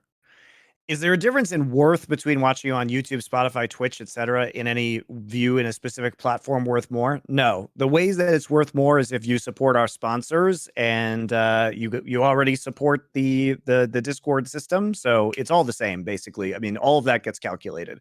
So however you want to watch it is best for you. Watch it that way. Why do so many people struggle to live their life as a decent person? Ah, yes, the age-old question. By no means are we perfect, nor do all humans share the same idea of what decency means, but simple virtues like politeness to strangers don't sound that hard to live by. Here's the thing. It is actively difficult to think about other people and empathize, and also it is actively difficult to stand up for what you believe in when it goes counter to what other people think. So unless you're willing to take the hit and take risk, you are not probably going to be able to live as a decent person. I mean, if you want like a large scale reason, like an obvious one to me would be like the nature of how our societies are composed now. Like, one of the reasons I always explain to people as to why people back in the day, for example, Monty, wouldn't just walk past and pointlessly litter on the floor when there's a bin right there, is because that's their town where them and their family live, and where their family comes from, and where they plan to live for the rest of their life with their children and their family. And so it's their town. They think of that. They actually consider that to be part of their extended family and world. In the modern day, when you just live in some nightmare fucking concrete jungle city where the people are from every country of the world at all social and economic levels and have zero connection in blood or culture to you, you're not going to think of those people as you, your people, your family, your extended tribe. And as a result, people are going to think things like, well, what the fuck do I care? It's a piece of trash. Someone else pick it up. Well, it's not where I live. You're going to do all that shit you would never normally do. So I would say the main problem for me in general is like that. It's like when you consider people to have some kind of actual meaningful, even if it's just societal relationship to who you are, and you are part of a greater whole, not just an individual, like completely deracinated like modern day people, I would just say this is the best thing about virtue. They pay themselves off, like I said about trying to seek truth before. Do you know the best thing about seeking truth? You're never a liar. Think of all the negative consequences of being a liar in your life, in your relationships, in your dealings. If you're never a liar, you've automatically done something good for yourself, even if it seemed like you did something for someone else. So I would just say, like, and I also think in general, by the way, a quick aside would be, if you want a very literal modern day example, I would say every element of media glorifies to the youth the opposite of virtue.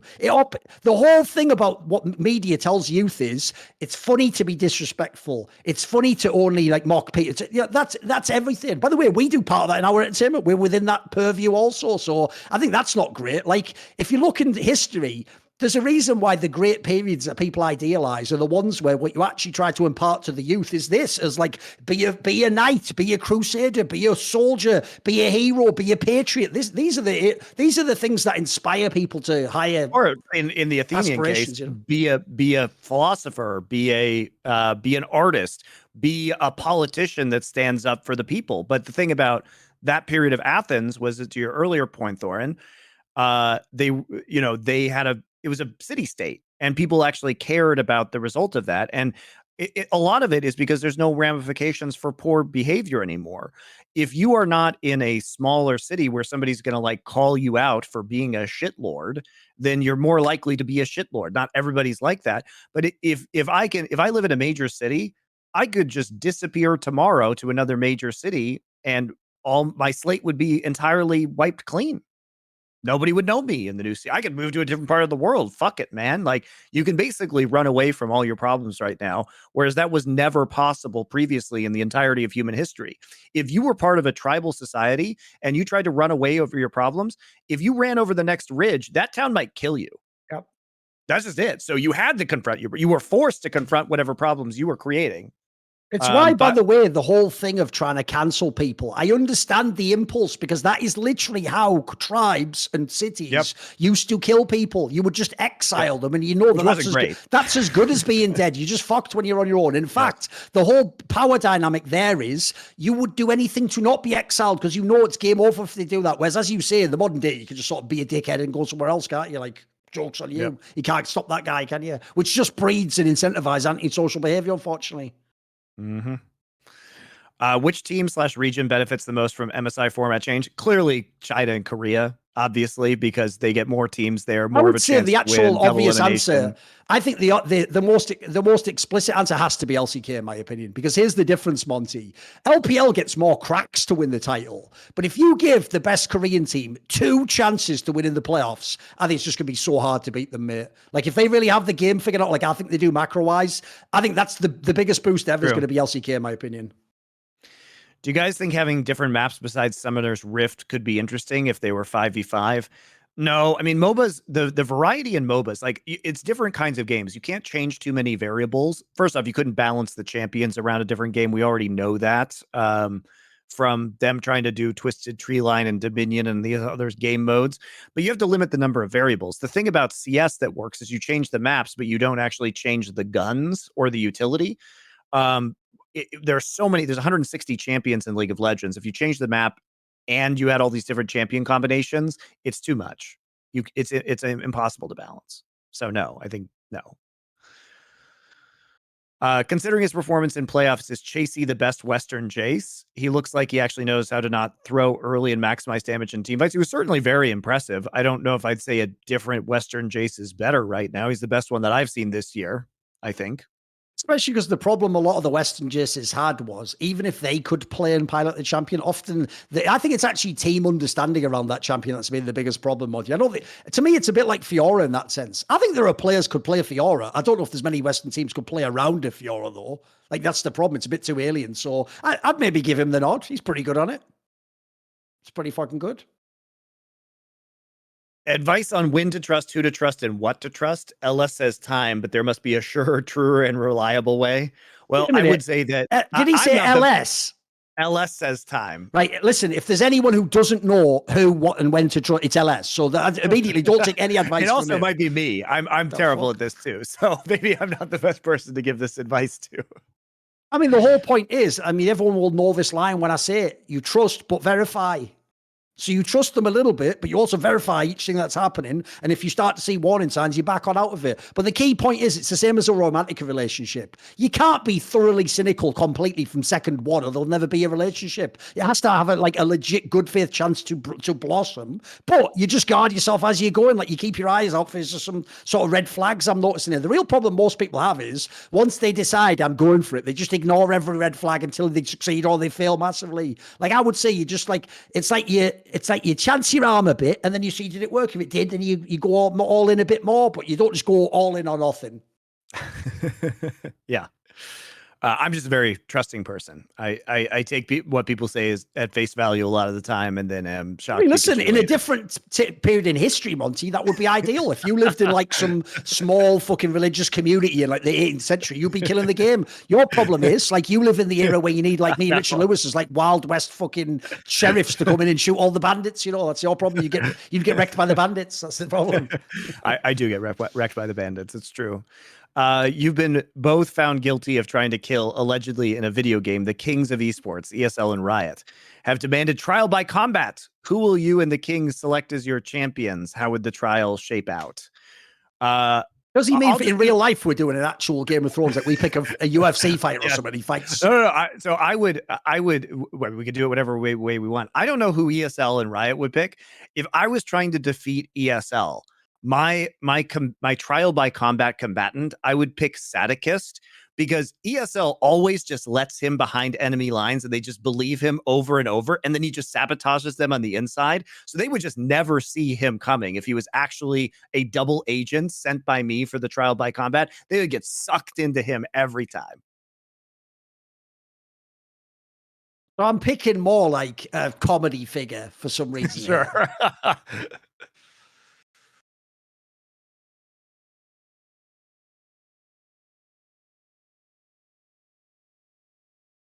So the problem with that is like this is actually not a very well set up question, because there is no such thing as a trial by combat. Like I don't know, is this supposed to be? I don't give a. You know what? I don't care about this question. There you go. I actually refuse to answer because it's annoying me that there's no set parameters to it, so I don't give a shit.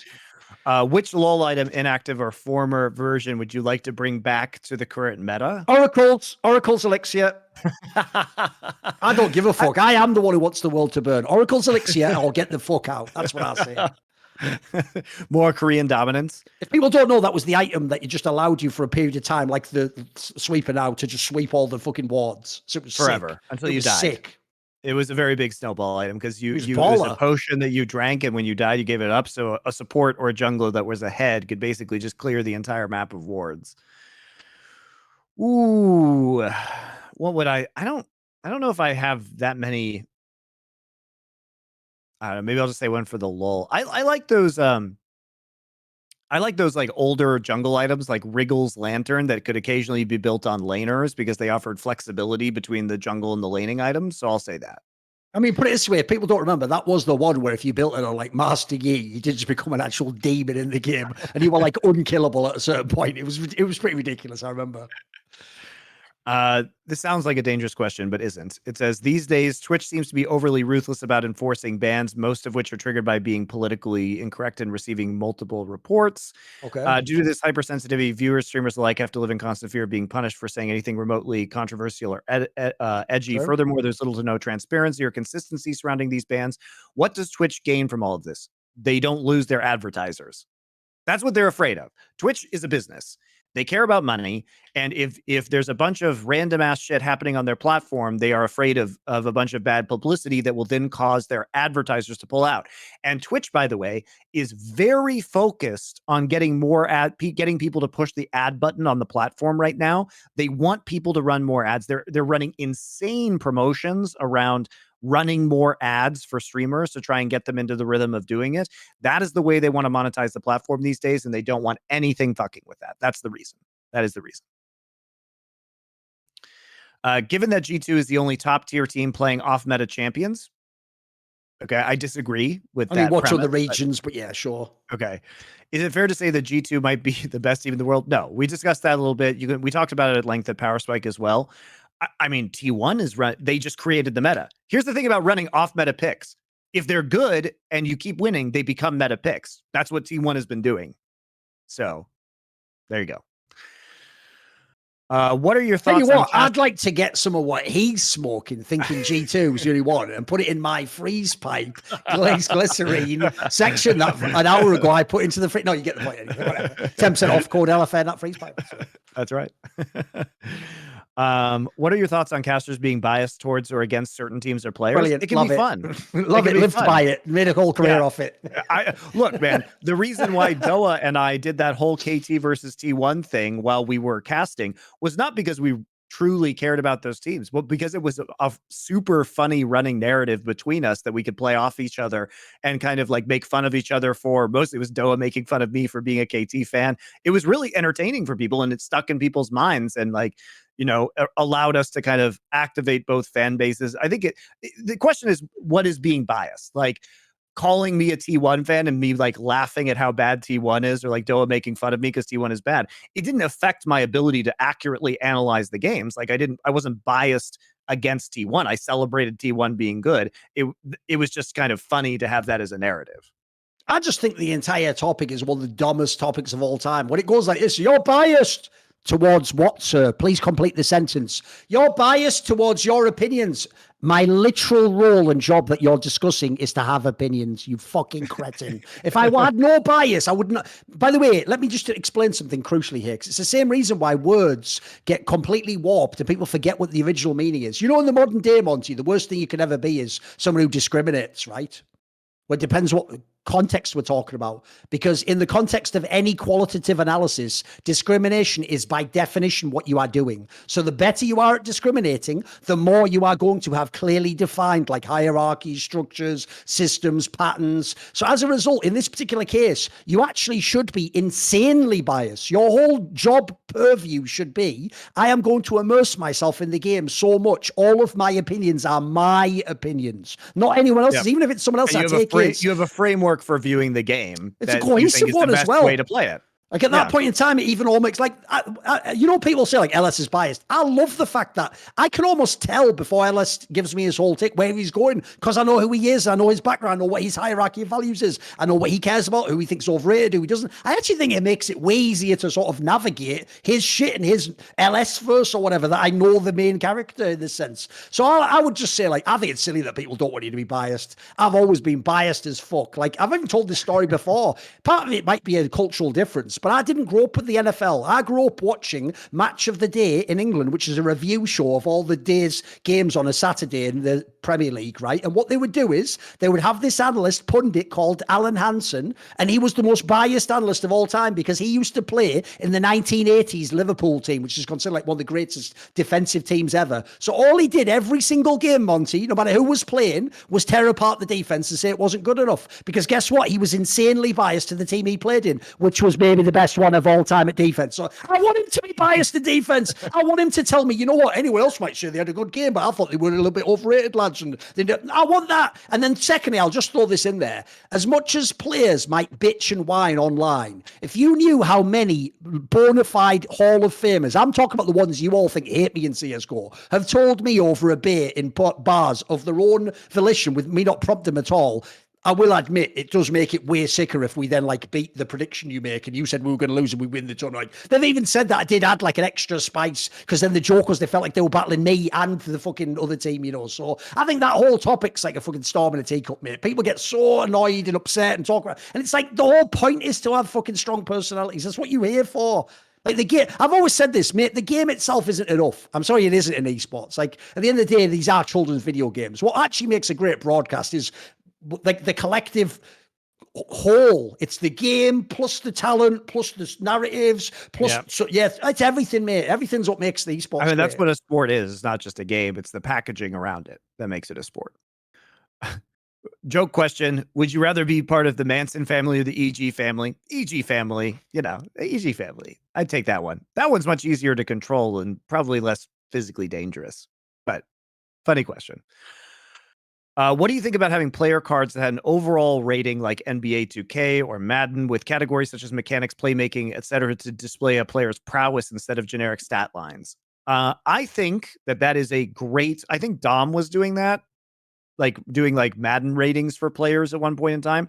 I think it's a really cool way to have conversations about players. So that's something that we could certainly do on our shows, of being like each person puts a list of like a certain position together with those ratings, and then you have a debate about it, because it focuses the debate around very specific parameters. So in isolation, it's just somebody's opinion, but in a talk show, I think it could be very interesting to set up a conversation based on that and try and rank the players in that way to show the amount of difference you think there is in skill in certain categories. So in general, I think it's fun. Here's the problem. It's a thought exercise, though. The problem is this, Monty. I agree with it as a premise. Like, I love lists. I love trying to rank and even on things that are purely like from eye test, trying to figure out who has better mechanics. I do love the premise, Monty. I'm just so scared that, like Madden, it would be implemented in the most fucked up way ever. So if people don't know, they were still giving Brady a fucking 99 in Madden in like 2019, Monty. 2019, when he was like, what, I'm gonna guess like 39 years old or something, and he was like, his body was shot. Like, they were giving this motherfucker, if you don't get, guys, almost a perfect rating. That's the highest you can ever get as a 99. Like, that's the problem. They would have done that to Faker for the last 5 years. So when now he might deserve the 99, he would have had it for the last 5 years too. So the downside is I'm so scared of how they'd apply it. And also, spoiler, because they're doing this based on politics and people wanting to buy the game, they would also, by default, if this was League, make like caps and double lift way too high ranked up. They'd be like a 96 or something ridiculous, you know. So the problem is, if you did it legit, I'd love it. But if you do it in this like bullshit political way, it would just make me so tilted. I can tell Bjergsen would be a bloody 98 or something, wouldn't he? Like, give me a break. I mean, I do think it's like, you know, I do think that for us, for off-season content, it could be fun because what they do is obviously in Madden, right? They play the entire year and then they release the new version of Madden prior to the next season. So we could like basically create our own version of Madden where we rank the players based on their performance for like as if the new, you know, League of Legends game is coming out and we give them the rankings for the new year. That could be a fun source of conversation just to talk about the players' strengths and weaknesses and how they are relative to their peers over the course of the entire year. So it could be fun, but mostly as a thought exercise, not as a hard and fast thing, I would say. Bro, you know, I'm actually at the point where we almost should ban Twitch chat. It's just idiots who just say lies. Like I just said there, he was like a 99, like 2018 or whatever. This guy goes, no, he wasn't after 2007. Like he was. It's literally a fact. You're on the internet now. You can look this up. You can look it up. It's a fact. It's indisputable.